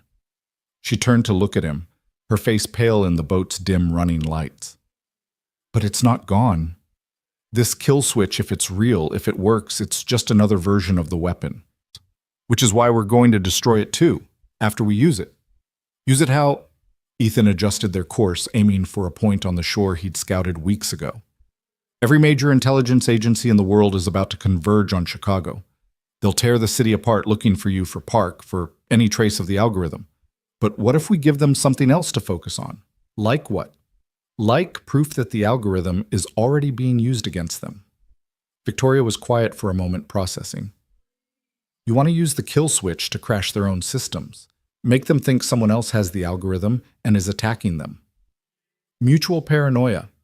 They'll turn on each other, accuse each other of stealing it. While they're fighting among themselves, we disappear. That's insane. That's geopolitics." The shoreline was approaching a stretch of private beach north of the city. Ethan had identified it during his reconnaissance as a potential extraction point. No cameras, no regular patrols, just wealthy estates whose owners were usually absent in October. He beached the speedboat and helped Victoria onto the sand. She was shivering, whether from cold or shock, he couldn't tell. Probably both. "There's a car," he said, pointing to a small service road. "Half-a-mile walk." They trudged through the sand in silence, then through a patch of woods that separated the beach from civilization. The car was where he'd left it 3 weeks ago. Another nondescript sedan registration clean tank, full emergency supplies in the trunk. "You really did plan for everything," Victoria observed. "Not everything. I didn't plan for Park's betrayal, or for you to actually be innocent. You thought I was guilty. I thought you were complicit. The Mumbai operation, the dead Chinese scientists, it had your authorization all over it. I authorized the acquisition of research. I didn't know people would die. In this game, people always die. The only question is how many." They drove in silence for 20 minutes, Ethan taking a circuitous route that would confuse any surveillance. Finally, he pulled into a truck stop, parking between two semis that would block them from satellite view. "I need to make a call, so," he said. He used the truck stop's payphone, an ancient relic that still worked, and dialed a number he'd memorized 15 years ago. It rang 3 times. "This better be important," a gravelly voice answered. "It's Shepard. I need a favor." "Jesus Christ, Ethan, you're supposed to be dark." "Plans changed. I need you to leak something to the intelligence community." "What kind of something?" "The kind that makes everyone panic. Remember the theoretical work on quantum encryption from the Prague conference? The stuff that was supposed to be impossible. It's not impossible. It exists and it's in play. I need you to make everyone believe someone's about to use it." There was a long pause. "That would start a war. It would prevent one. Trust me on this. This is about the Chicago situation. You know about that. Kid, half the intelligence world knows about it. There's a Chinese MSS team, Russian SVR Mossad, and at least 3 private military companies converging on your location. Whatever you've stepped in, it's big. Big enough that it needs to disappear." Another pause. "What do you need?" 48 hours. Make them chase ghosts for 48 hours. And then the algorithm ceases to exist. You found it. I found the man who created it. He's probably dead by now, and the secret died with him. Probably isn't, certainly. It's the best I can offer. The man on the other end sighed. You're going to owe me for this. Add it to my tab. Ethan hung up and returned to the car. Victoria was staring at Park's numbers, trying to make sense of them. It's not just a number, she said. Look at the pattern. It's a sequence, but there's something hidden in it. Hidden how... James was paranoid, but he was also brilliant. He wouldn't just write down something this important without encoding it. She held the paper up to the light. These aren't random. They're coordinates. Ethan looked closer. She was right. When separated properly, the numbers could be latitude and longitude. Wisconsin, he said, recognizing the general area. These coordinates are in Wisconsin. He has a cabin there, his retreat when he needed to think. He used to joke that his best ideas came when he was fishing.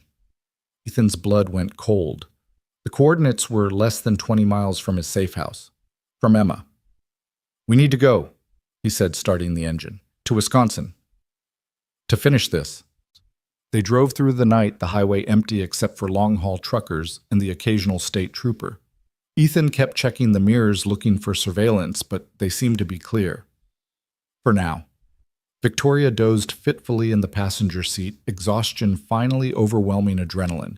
Ethan used the quiet to think to plan. The coordinates could be a trap, Park's final manipulation. Or they could be something else. A dead man's switch, a hidden cache of information, the real algorithm. His phone, the burner Marcus had given him, vibrated. A text. Package safe. Visitors came calling but left empty-handed. Someone had tried to get to Emma. Marcus had stopped them, but the fact that they'd found the safe house meant Ethan's network had been compromised. After 15 years of careful cultivation, his safety net was shredding. They crossed into Wisconsin as dawn was breaking, pink light spreading across farmland and forest. Victoria stirred, blinking in confusion before remembering where she was. How long was I asleep? 3 hours. You should have woken me. You need rest too. I'll rest when this is over. She studied him in the morning light. Do you ever stop, ever just be normal? I tried normal once, got married, had a kid, pretended I was just another suburban dad. What happened? Cancer happened. Sarah died 2 years ago. Reminded me that you can't protect people from everything no matter how good you are at violence. I'm sorry. Don't be. Sarah knew who I was, what I did. She made me promise to keep doing it after she was gone. Said the world needed people like me even if it didn't know it. People like you. Shepherds. People who keep the wolves from the sheep. And which am I, wolf or sheep? Ethan glanced at her. I haven't decided yet. The GPS led them down increasingly rural roads from highway to two-lane to gravel to dirt. The trees closed in autumn colors, brilliant in the morning sun. Finally, they reached the coordinates, a small lake mirror, smooth with a modest cabin on the shore. That's it, Victoria said. James's retreat. Ethan parked but didn't get out immediately.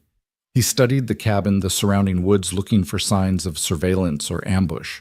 Everything seemed quiet, but quiet could be deceptive. Stay here, he told Victoria. We've been through this. This is different. If Park left something here, it could be protected. Traps alarm's worse. He approached the cabin carefully, noting the security cameras disabled, the motion sensors offline, and the steel-reinforced door unlocked. Someone had been here recently and wanted visitors. Inside was chaos. Computers torn apart, papers scattered, furniture overturned. Someone had searched the place thoroughly, but apparently hadn't found what they were looking for. But Ethan wasn't looking in the obvious places.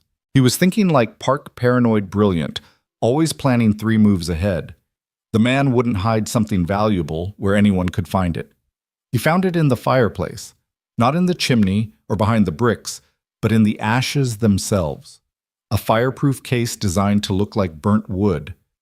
Inside was a single USB drive and a note. If you're reading this, I'm dead, and you have the coordinates. The drive contains everything, the complete algorithm, the kill switch, and evidence of everyone who tried to steal it. Do what I couldn't. Make it disappear forever. JP. Ethan pocketed the drive and returned to the car. Victoria was on the phone, his burner. Who are you calling? She handed him the phone. Someone who says he's your friend. Marcus's voice. We have a problem. Your daughter's asking for you, and I've got at least 3 surveillance teams circling the safe house. I can hold them off, but not forever. How long, sir?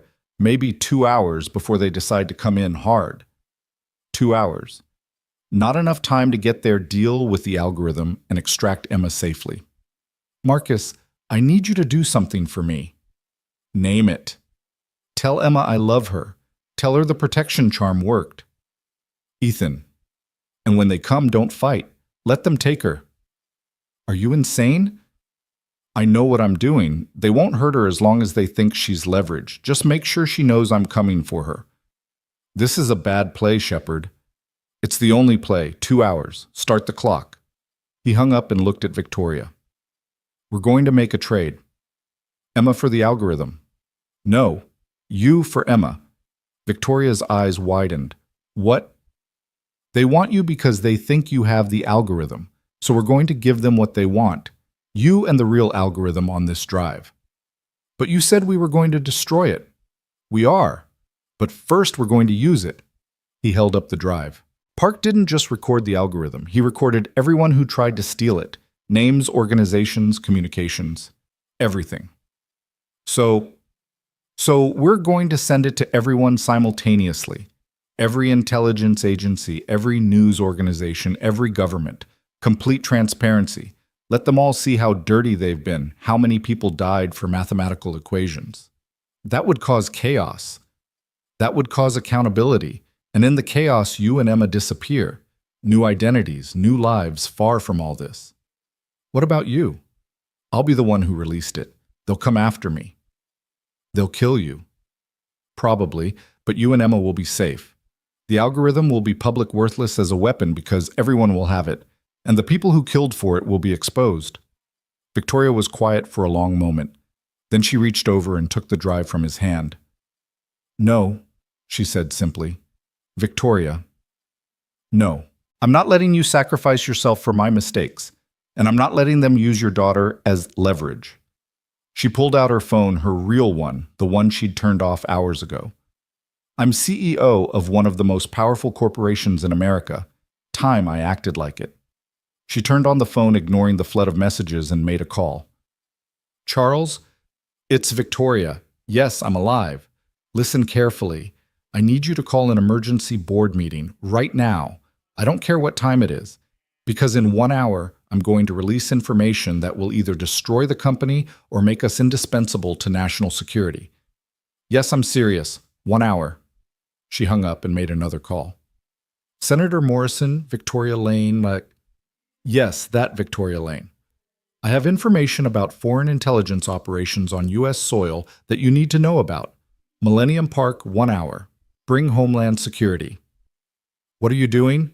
Ethan demanded. Something you wouldn't. I'm going public. Press conference live stream the works. I'm going to stand in front of cameras and tell the world about the algorithm, about the deaths, about the intelligence agencies fighting over it.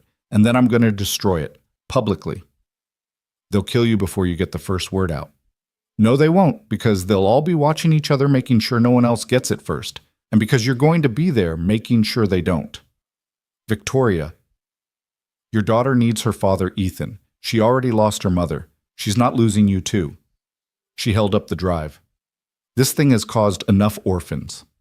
Before he could stop her, she was out of the car and walking toward the lake. For a moment, he thought she was going to throw the drive in the water. Instead, she knelt at the shore and pulled out Park's paper with the numbers. The kill switch, she said. It's not just a number. It's a mathematical proof that the algorithm contradicts itself. If we release both together, the algorithm and its own impossibility, it becomes useless. A curiosity instead of a weapon. You're betting everything on Park's math. I'm betting everything on Park's conscience. He was a good man once before fear and greed corrupted him. This was his redemption. Ethan's phone buzzed. Marcus, 90 minutes. Time was running out. Emma was waiting. The world was watching. 1 hour, Ethan said. We do your press conference, but we do it my way. Which is, we make them all come to us. Every player, every agency, every killer who's been hunting you. We put them all in one place at one time. And then we show the world what happens when people fight over weapons that shouldn't exist. Victoria stood brushing dirt from her knees. You're going to start a war. No, Ethan said, thinking of Emma, of Sarah, of all the invisible people who just wanted to live their lives in peace. I'm going to end one. The drive back to Chicago felt like descending into a war zone. Every mile closer to the city brought more helicopters overhead, more unmarked vehicles on the roads, more evidence that the world's intelligence agencies were converging on one point. Ethan counted at least 3 surveillance drones following their car, maintaining perfect formation at different altitudes. They know where we are, Victoria said, watching the drones through the sunroof. They've known for the last 20 miles. They're not stopping us because they want to see where we're going. And where are we going? Millennium Park, the pavilion, exactly where you told them. Victoria checked her phone. The messages were pouring in board members, senators, journalists, security agencies. The whole world seemed to know something massive was about to happen. Charles says the board is assembled, she reported. They're threatening to remove me as CEO if I don't appear immediately. Let them try. After today, Aurora Corporation will either be the most valuable company in the world or it won't exist at all. They entered the city proper, and the presence of law enforcement became overwhelming. Every corner had police, every building had spotters on the roof. The park itself was surrounded by barriers, media vans, creating a secondary perimeter around the official one. Ethan pulled into an underground garage 2 blocks away. Before they got out, he reached into the back seat and pulled out a tactical vest, sliding it over Victoria's blazer. This won't stop a rifle round, but it might buy you seconds, he said. Comforting. I need you to understand something. Once we step out there, once you start talking, there's no stopping. They'll try everything, threats, bribes, violence. The moment you show weakness, you're dead. I ran a Fortune 500 company, Ethan. I know about not showing weakness. This is different. In business, showing weakness costs you money. Here it costs you everything. His phone buzzed. Marcus. 60 minutes. They're getting antsy. Victoria saw his expression. Emma? She's holding on. Marcus will keep her safe as long as he can. We could call this off, trade the algorithm for her. No, you were right. She already lost her mother. She deserves a father who didn't sell out the world to save her. They walked through the garage toward the street, Ethan automatically checking corners and sight lines. As they emerged into daylight, the scale of what was happening became clear. The park was packed not just with law enforcement and media, but with crowds of civilians drawn by social media rumors that something historic was about to happen. Miss Lane! A reporter rushed forward, microphone extended. Is it true you have information about foreign espionage? Can you confirm the attack at Aurora Tower? What's your relationship with James Park? Ethan moved between Victoria and the press, creating space with his presence alone. But he could see the real threats in the crowd, professional operators trying to blend in as journalists or civilians. Chen was there near the fountain, surrounded by what looked like a Chinese trade delegation, but were certainly MSS agents. Ashford stood by the media vans, his arm in a sling from the firefight at the marina, his team spread out in tactical positions. And there were others. Russians near the art installation, Israelis by the garden, Germans, French, British.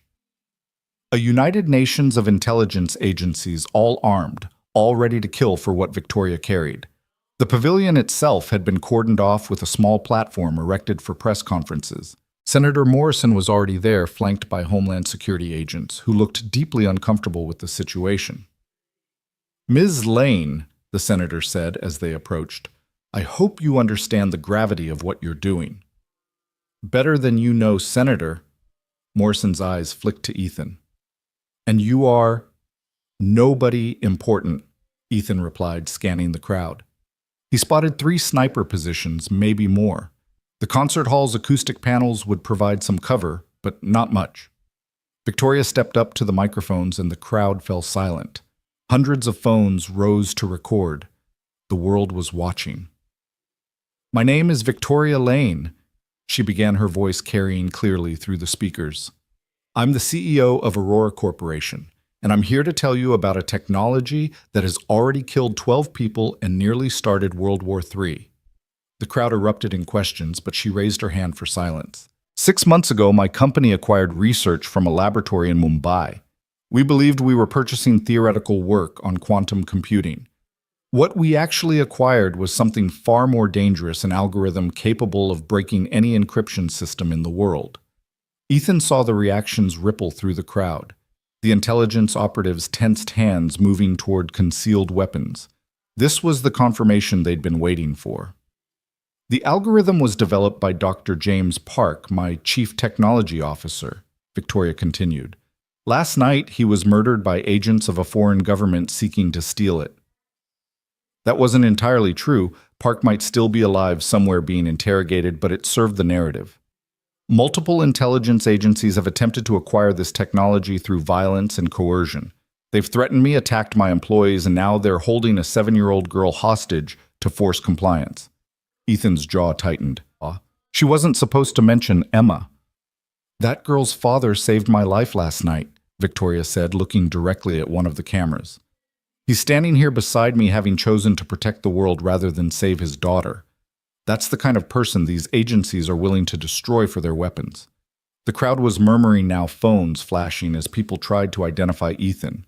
He kept his face neutral, but inside he was calculating rapidly. Victoria had just painted a target on both of them, but she'd also made it politically impossible for anyone to move against them publicly. The algorithm exists, Victoria announced, holding up the USB drive. It's here, complete and functional. The tension in the crowd ratcheted up to breaking point. Ethan saw fingers on triggers, bodies coiling for action.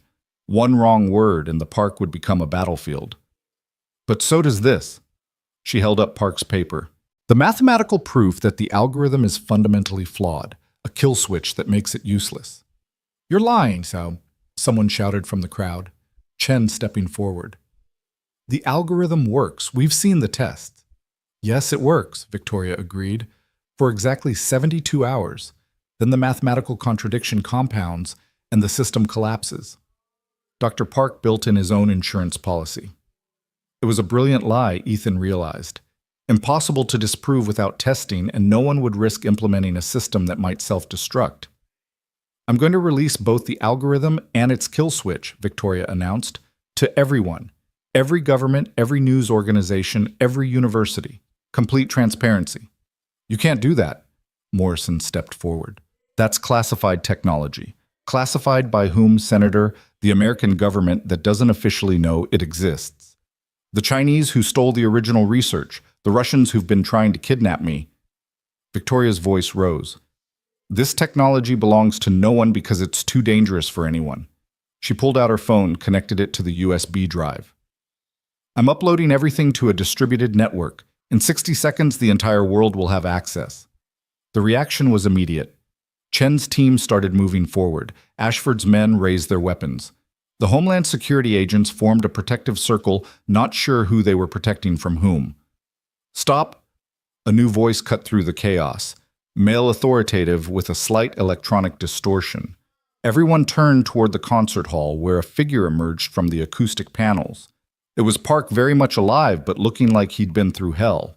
His clothes were torn, his face bruised, but his eyes were alert and focused. James? Victoria's shock was genuine. You're alive. Barely. He walked forward slowly, hands visible to show he was unarmed. They tortured me for hours, wanted the algorithm, but I held out because I knew you'd come here, knew you'd try to release it. It needs to be destroyed, James. No, it needs to be controlled. Park's voice grew stronger. Not by governments or corporations, but by an international body. Scientists, ethicists, people who understand its implications. That's naive, Ethan said, speaking for the first time. The moment you create that body, it becomes a target. Every nation will try to corrupt it, control it, destroy it, if they can't have it. Then what's your solution? Park demanded. Let it disappear into black sites and secret programs. My solution is this. Ethan pulled out his own phone, showing a timer. 45 minutes ago, I sent the complete algorithm to a dead man's switch. If I don't reset it every hour, It releases automatically to every major news outlet in the world. But here's the thing, I also sent the kill switch to a different system with the same setup. Everyone stared at him. If anyone tries to use the algorithm, the kill switch activates. If anyone tries to suppress it, both release. Mutually assured transparency. That's insane, Morrison said. That's balance, Ethan corrected. The same principle that kept nuclear weapons from ending the world. Everyone has it so no one can use it. Chen stepped forward, her composure cracking. You don't have the authority. I have Emma. The voice came from the crowd, and Ethan's blood froze. A man emerged holding his daughter's hand. Not roughly, not threateningly, just walking with her like they were taking a stroll. Emma looked confused but unharmed, her backpack bouncing with each step. Daddy? She started to run toward him, but the man held her back gently. Not yet, little one, the man said. He was older, distinguished, with the kind of face that belonged in boardrooms or Senate hearings. Mr. Cole, Mrs. Lane, Dr. Park, my name is Director Harrison, NSA, and we need to discuss this like civilized people. Let her go, Ethan said, his voice deadly quiet. Of course, as soon as we resolve this situation. Harrison smiled at Emma. Your daughter is delightful, by the way. She's been telling me about her protection charm, how it keeps you safe. Emma held up her wrist, showing a matching bracelet she'd made. I made one for me too, so we're both protected. The innocence of it, the pure trust in her voice, nearly broke Ethan's composure. Every instinct screamed at him to act to violence, to doing whatever it took to get her safe. But that would start a bloodbath with Emma at the center. What do you want? Victoria asked Harrison. What I've always wanted. Stability, security, order. Harrison gestured to the crowd of intelligence operatives. Look around you. The world's shadow armies all in one place, ready to kill each other over mathematics. This is what your transparency brings: chaos. This is what secrecy brings, Victoria countered. People willing to murder children for advantages that don't even work. Oh, but it does work. Harrison pulled out a tablet showing streams of code. We've been testing Park's algorithm for weeks. No kill switch, no 72-hour limit. You lied. Victoria's confidence wavered. That's impossible, James said. James told you what you wanted to hear. Harrison looked at Park with something like pity. He gave you a version with a kill switch, but the original, the pure algorithm, that's quite real and quite functional. Park's face had gone pale. You don't understand. Without the safeguards, it's a weapon that ensures American dominance for the next century. Harrison's grip on Emma's hand tightened slightly. Which is why Mr. Cole is going to disable his dead man's switch and give us the only copy. No, Ethan said simply. No, your daughter. My daughter deserves to grow up in a world where governments don't kidnap children to steal weapons. Ethan pulled out his phone, showing the timer. 30 minutes until automatic release. You can kill us all, take the drive, torture the information out of us. But in 30 minutes, the world knows everything. Including that America has the algorithm. Including that America murdered civilians to get it. It was a standoff, the kind that Ethan had seen too many times in too many places. Everyone armed, everyone ready, everyone waiting for someone else to blink first. That's when Emma did something unexpected. She pulled free from Harrison's grip and walked straight to Ethan, wrapping her arms around his waist. It's okay, Daddy, she said. The protection charm worked. You came for me. The simple faith in her voice, the absolute trust changed everything. Ethan knelt down, hugging her tight, and made his decision. Victoria, give me the drive. She hesitated, then handed it over. Ethan stood Emma, still holding his hand, and addressed the crowd. This ends now. Not with grand gestures or political statements, but with simple truth. He held up the drive. This contains the algorithm, the kill switch, and something else, every communication, every order, every crime committed in pursuit of this technology. Names, dates, authorizations. Harrison's face went white. So did Chen's and Ashford's and a dozen others. Dr. Park kept very good records, Ethan continued. Every bribe, every threat, every murder, it's all here. You released that you're dead, Chen said flatly. I'm probably dead anyway. But my daughter isn't. And neither are the thousands of other innocents who would die when you all start fighting over this thing. He looked at Emma, then at Victoria, then at the crowd of phones recording everything. So here's what happens. The algorithm gets destroyed, publicly. The evidence of crimes gets sealed for 50 years, long enough for everyone involved to be dead or irrelevant, and everyone walks away. That's not acceptable, Harrison started. It's the only deal on the table. Ethan held up his phone. 25 minutes. The crowd was stirring now, civilians realizing they were in the middle of something far more dangerous than a press conference. Parents pulled children back, people started edging toward exits, but the cameras kept rolling. Victoria stepped forward. I support Mr. Cole's proposal. Aurora Corporation will withdraw all claims to the technology and cooperate fully with any investigation. As do I, Park added, surprising everyone. I created this monster. I should help kill it. Harrison looked around at the other intelligence operatives, reading faces, calculating odds. You're asking us to trust each other. That's not how this works. No, Ethan agreed, but mutually assured destruction is. He lifted Emma into his arms, feeling her weight, her warmth, her life. Everyone loses or everyone walks away. Choose. The silence stretched tense as a wire about to snap. Then Chen laughed, bitter and short. The Americans already have it anyway, she said. We all know it. This theater is just to make us complicit in our own defeat. The Americans have nothing, Harrison said, but his denial rang hollow. Then prove it, Victoria challenged. Destroy the drive. Here, now, show the world that America doesn't need stolen weapons to maintain security. It was a brilliant move, Ethan realized. She'd turned Harrison's patriotism against him. To refuse would be to admit American weakness. Harrison stood frozen, calculating. Around him, hands rested on weapons, everyone waiting for a signal, a word, a twitch that would start the killing. Emma whispered in Ethan's ear, Daddy, are the bad people going to hurt us? No, baby girl, he said, loud enough for everyone to hear. They're going to remember what it's like to be good. Something in his voice and the absolute conviction of it seemed to reach through the tension. Harrison's shoulders sagged slightly. Chen's hand moved away from her weapon. Even Ashford seemed to deflate. 15 minutes, Ethan announced. Do it, Harrison said suddenly. Destroy it. Director Mkit, one of his agents started. That's an order. We don't negotiate with terrorists and we don't need stolen technology to protect America. It was face-saving bullshit, but it was enough. Ethan set Emma down and placed the drive on the ground.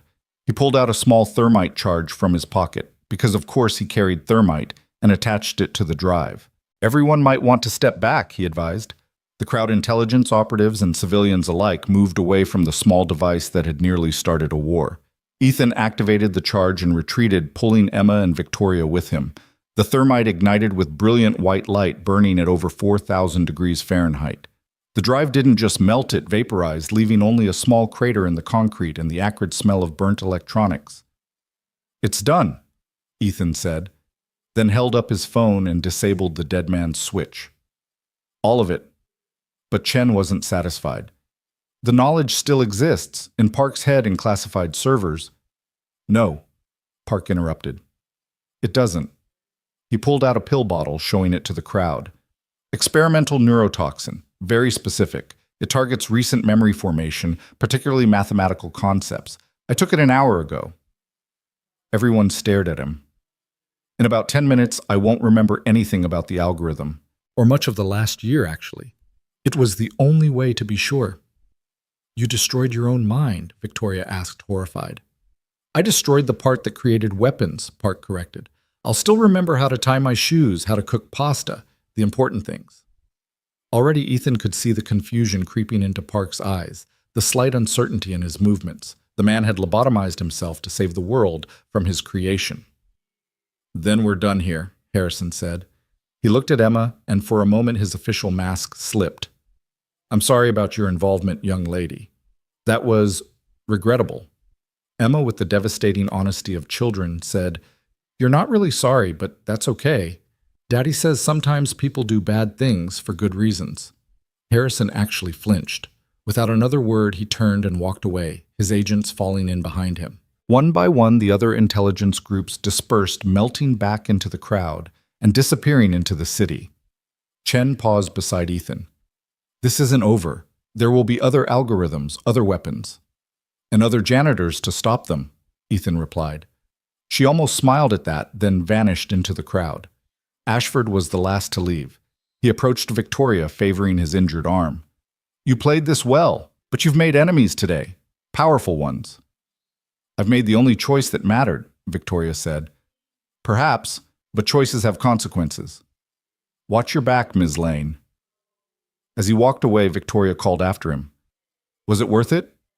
All the death, all the violence for something that doesn't even exist anymore. Ashford paused, looked back. Ask me in 50 years when we see what China does with their quantum computers while America falls behind. Or ask the families of the 12 dead scientists, Ethan said. Ashford had no answer to that. He disappeared into the crowd, another ghost in a city full of them. The park was emptying now, civilians hurrying away from whatever they'd just witnessed. The media was in a frenzy trying to make sense of what they'd seen.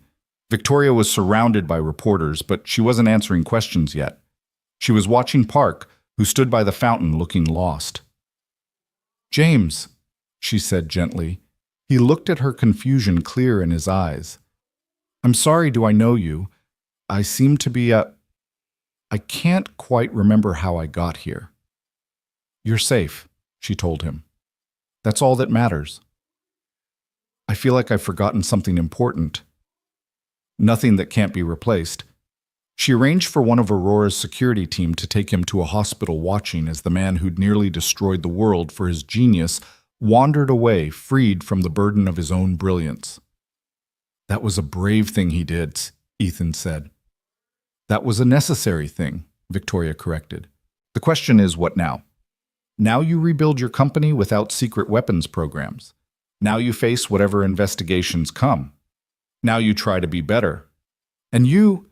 Ethan looked down at Emma, who was playing with her protection bracelet, seemingly unbothered by the chaos she'd just witnessed.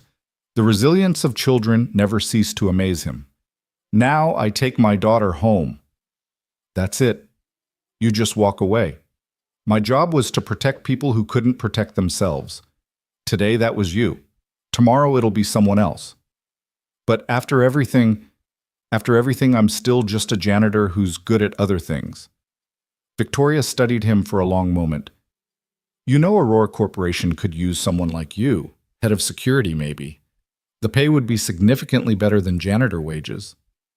I've seen what your security budget is. You couldn't afford me. Try me. Ethan almost smiled at that. Thanks, but no. Emma needs stability, normalcy. She needs a father who comes home every night, not one who's always looking for the next threat. And you, what do you need? It was a good question. For 15 years, he'd defined himself by the mission, by the next crisis, the next enemy. But looking at Emma, seeing her laugh at something on her phone, he realized what he needed was simpler than that. Time, he said. Time with her before she grows up and realizes her father isn't the hero she thinks he is. You're wrong about that, Victoria said. Today you were exactly the hero she thinks you are. Before Ethan could respond, Senator Morrison approached, flanked by federal agents. Mr. Cole, Ms. Lane, we're going to need statements. Both of you. Later, Ethan said. My daughter needs lunch and a nap. This is a matter of national security. No, it was a matter of national security. Now it's just paperwork. He picked up Emma, who wrapped her arms around his neck. You know where to find me. I'll be the invisible guy pushing a mop at Aurora Tower. He started walking away, but Morrison called after him.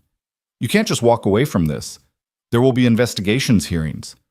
I saved the world from algorithmic warfare and prevented at least 3 intelligence agencies from starting World War III, Ethan said without turning around. I think I've earned a sick day. Emma giggled at that, and they kept walking, leaving the chaos behind. But Victoria caught up with them at the edge of the park. Ethan, wait. She pulled out a business card, pressed it into his free hand. My direct line. Not for Aurora business, just if you ever need anything. You and Emma both. He looked at the card, then at her. You did good today. I had a good teacher. You had good instincts. Don't lose them in boardrooms and stock prices. And you don't lose yourself in trying to be invisible. They stood there for a moment, 2 people who'd been through hell together and come out the other side. Then Emma tugged on Ethan's collar. Daddy, I'm hungry. Can we get pizza? Whatever you want, baby girl. As they walked away, Emma asked, Was that lady your friend? Yeah, I think she is. Good. You need more friends. Uncle Marcus doesn't count because he's grumpy. Ethan actually laughed at that, the sound surprising him. It had been a long time since he'd laughed, without calculation, without purpose. It felt good. Behind them, the park was swarming with investigators, reporters, officials trying to make sense of what had happened. The algorithm was gone, but its impact would ripple for years. There would be hearings, investigations, recriminations. The shadow world had been exposed to daylight, if only for a moment, and that exposure would have consequences. But that was tomorrow's problem. Today, Ethan Cole was just a father taking his daughter for pizza, walking through Chicago like any other family. The protection charm on his wrist caught the afternoon sun, its blue threads bright against his skin. Daddy, Emma said as they waited for a crosswalk. Yeah. You saved everyone today, didn't you? How do you know that? Because that's what you do. You're a shepherd, and you protect the sheep from the wolves. Ethan looked down at her surprised. Where did you hear that? Mommy told me before she went to heaven. She said you were special, that you kept people safe even when they didn't know they needed it. The light changed and they crossed the street, but Ethan's throat was tight with emotion. Sarah had understood him better than he'd ever realized. Do you miss her? Emma asked. Every day. Me too, but she said that was okay, that missing people means we loved them. Your mom was pretty smart. She also said you were stubborn and needed to learn to ask for help sometimes. That startled another laugh out of him. That sounds like her. They reached the pizza place, a little neighborhood joint that had been there for 30 years.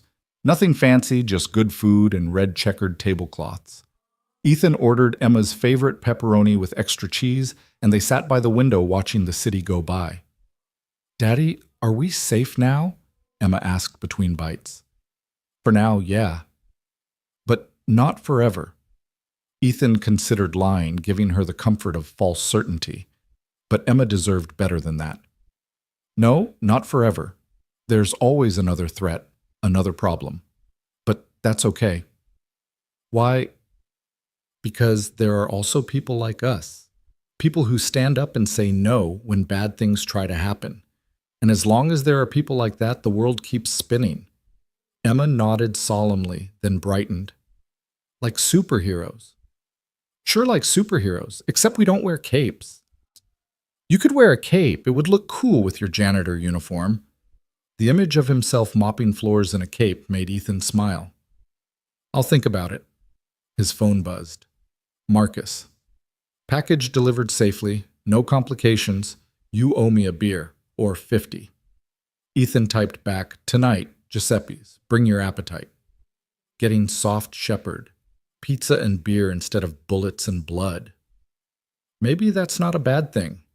He put the phone away and focused on Emma, who was telling him about her latest art project at school. Normal, everyday conversation, the kind he'd missed during all those weeks of surveillance and subterfuge. Outside Chicago continued its daily chaos. But for the first time in years, Ethan wasn't watching for threats, wasn't calculating angles and distances. He was just present here with his daughter eating pizza and planning their evening. The protection charm on his wrist caught his eye, and he remembered Victoria's words about not losing himself in invisibility.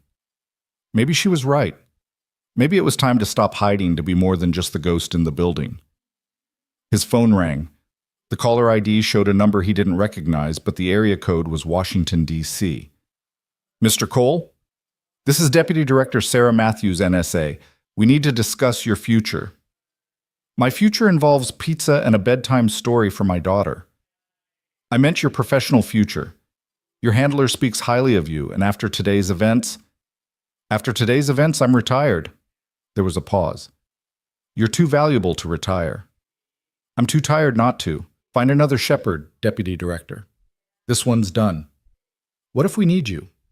Ethan looked at Emma, who was drawing on a napkin with crayons the restaurant provided. She was making another picture of him as a hero, this time with a cape. Then you know where to find me. I'll be the invisible guy protecting people who don't know they need it. Just don't expect me to answer the phone. He hung up before she could respond. There would be consequences for that, but he'd deal with them later.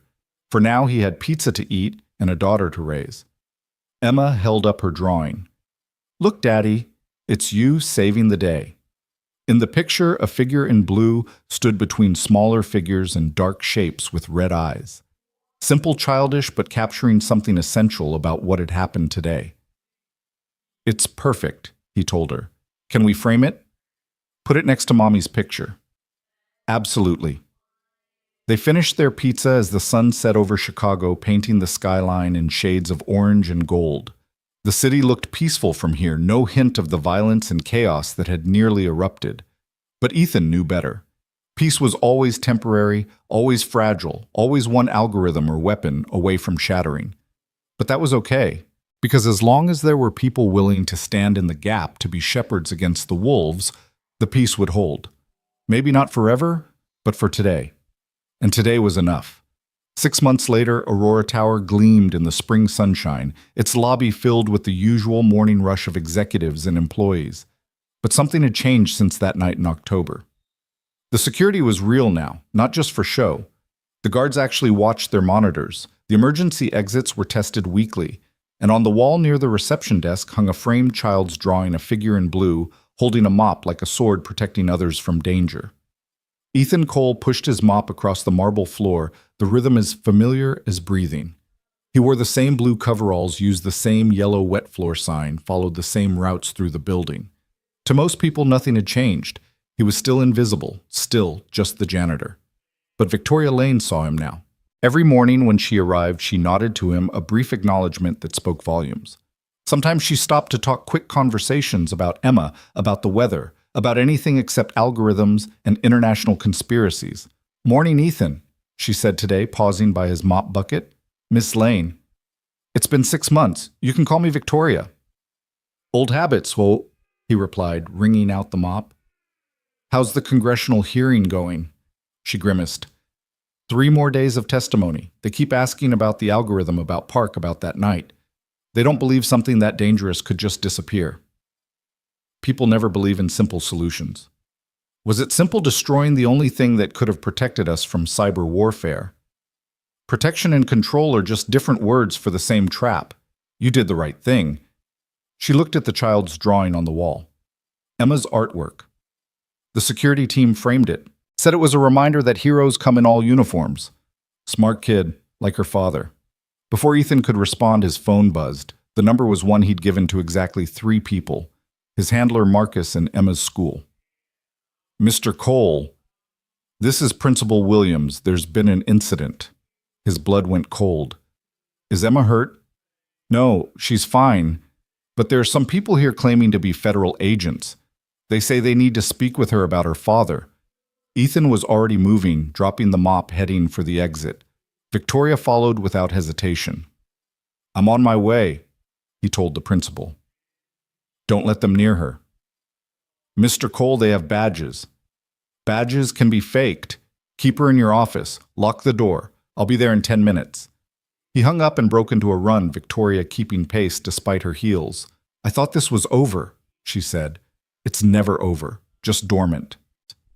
They reached his car, not the invisible Honda anymore, but a reinforced SUV with bulletproof glass, a gift from Aurora Corporation's board after they learned the full story. Ethan drove with controlled aggression, taking corners at speeds that made Victoria grip the door handle. "Who would come after Emma now?" she asked. "Someone who thinks I kept a copy of the algorithm, or someone who wants revenge, or someone who just wants leverage." His knuckles were white on the steering wheel.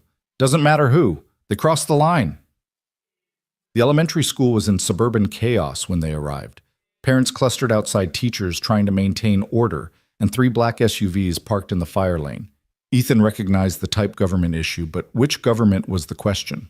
He walked through the front door like he owned the place Victoria closed behind. The secretary tried to stop them, but Ethan just kept walking, following the path to the principal's office he'd memorized on Emma's first day. 3 people stood outside the office, 2 men in dark suits and a woman who looked familiar. It took him a moment to place her. Sarah Matthews, the deputy director who'd called him 6 months ago. "Mr. Cole," she said calmly, "we need to talk. You need to leave, now." "There's been a development. Someone's claiming to have reconstructed the algorithm. They're threatening to release it unless certain demands are met." Not my problem. They specifically asked for you. Ethan studied her face, reading the tells he'd learned over 15 years of intelligence work. She was nervous but not lying, concerned but not desperate. This was real but not immediate. Emma stays out of it, he said. Of course. We would never. You already did. Coming to her school, frightening her. We didn't mean to frighten anyone. We just needed to find you quickly, and you haven't been answering your phone. Because I'm retired. The office door opened and Principal Williams peered out, looking relieved to see Ethan. Behind him, Emma sat at his desk drawing with remarkable calm for a 7-year-old who just had federal agents show up at her school. Daddy? She ran to him and he scooped her up, holding her tight. Hey, baby girl, you okay? They said they were your friends, but I remembered what you taught me about strangers with badges. That's my smart girl. Matthews stepped forward. Mr. Cole, please. Just hear us out. Not here. Not in front of her. Victoria spoke up. My office, 1 hour, and you come alone, Deputy Director. Matthews nodded. 1 hour. As they left, Emma whispered to Ethan, Are they the bad people? No, sweetheart, just confused people who forgot that some things are more important than secrets. Back at Aurora Tower, Ethan set Emma up in Victoria's private conference room with her homework and snacks while the adults met in the main office. Matthews had come alone as promised, carrying a tablet with classified markings. 3 days ago, someone sent this to 12 major intelligence agencies, she said, showing them a video. A figure in Shadow's voice distorted, but the message was clear.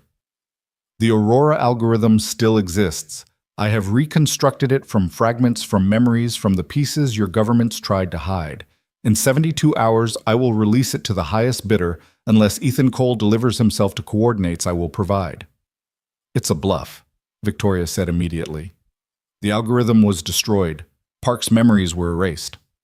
We thought so too, Matthews admitted, but they demonstrated a partial implementation. It broke through our test encryption in seconds. Ethan studied the video, looking for tells for mistakes. Something felt off about the whole thing. Play it again, he said. The video repeated, and this time he caught it. A reflection in a window behind the shadowed figure. A reflection he recognized. Son of a bitch, he muttered. What? Victoria leaned forward. It's Ashford. He's not dead or disappeared. He's trying to flush out anyone who might have kept a copy. Matthews frowned. You're certain? The watch on his wrist. You can see it in the reflection. Same Omega Seamaster he wore that night in the park. He's fishing, trying to create panic. But the demonstration could be faked, or he could have a partial reconstruction that only works on specific types of encryption. Either way, he doesn't have the full algorithm. How can you be sure? Ethan looked at Victoria, then back at Matthews. Because if he did, he wouldn't need me. He'd already be selling it. Matthews absorbed this, then asked the question Ethan had been expecting. Did you keep a copy? No.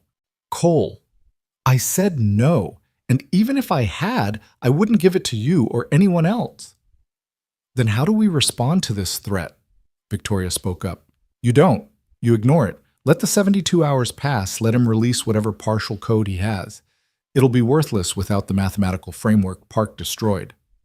We can't just ignore...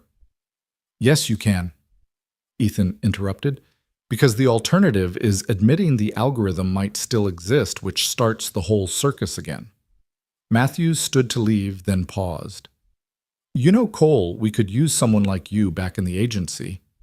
You had someone like me. You used me to spy on American citizens and corporations. I'm done with that life. And if Ashford comes after you directly, after Emma, Ethan's expression went cold, then he'll learn why I was the one they sent when diplomacy failed. After Matthews left, Victoria found Ethan in the conference room helping Emma with her math homework. The domesticity of it. The normalcy was almost surreal after their conversation about international threats and reconstructed weapons. You good? Victoria asked. I'm angry, Ethan admitted. 6 months of peace, and they can't leave it alone. Will you go if Ashford makes good on his threat? No, that's what he wants to draw me out to make me reveal if I have the algorithm. And do you... Ethan looked at her steadily. Would it matter if I did yes? Why? Because it would mean you've been lying to me for 6 months, And I thought we were past that. Ethan glanced at Emma, who was absorbed in her fractions, then back at Victoria. The algorithm is gone. Every copy, every fragment, every piece of code. I made sure of it. How say? Because I didn't trust anyone else to do it. Not the government, not you, not even myself. So I destroyed everything and made sure it could never be reconstructed. Including Park's notes. Especially Park's notes. He pulled out a lighter, the same one he'd carried for 15 years. Burned them that night after the park. The ashes went into Lake Michigan. Victoria studied him, then nodded. Good. The 72 hours passed without incident. Ashford never released anything, never made contact again. It had been a probe, just as Ethan suspected, trying to see who would panic, who would reveal hidden copies. Life returned to its new normal. Ethan pushed his mop through Aurora Tower. Emma went to school. Victoria testified before Congress. The world kept spinning without algorithms that could break any encryption. But Ethan stayed ready, because he knew deep in his bones that peace was always temporary. Somewhere out there, Ashford was planning his next move. Chen was rebuilding her network. Harrison was looking for the next weapon. And when they came, not if, but when Ethan Cole would be waiting. Just an invisible janitor with a mop protecting people who didn't know they needed it. The protection charm on his wrist had faded from blue to gray over the months worn from constant contact, but it still held together threads intertwined like the promise between father and daughter. Daddy, Emma said one evening as he tucked her into bed, will you always be a janitor? Maybe not always, but for now. I think you're the best janitor in the world. Why's that?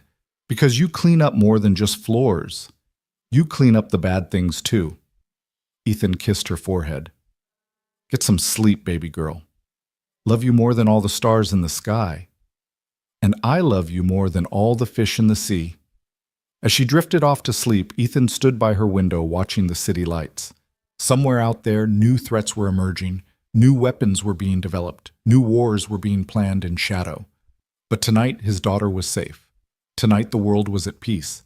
And for a shepherd, watching over his sheep tonight was enough.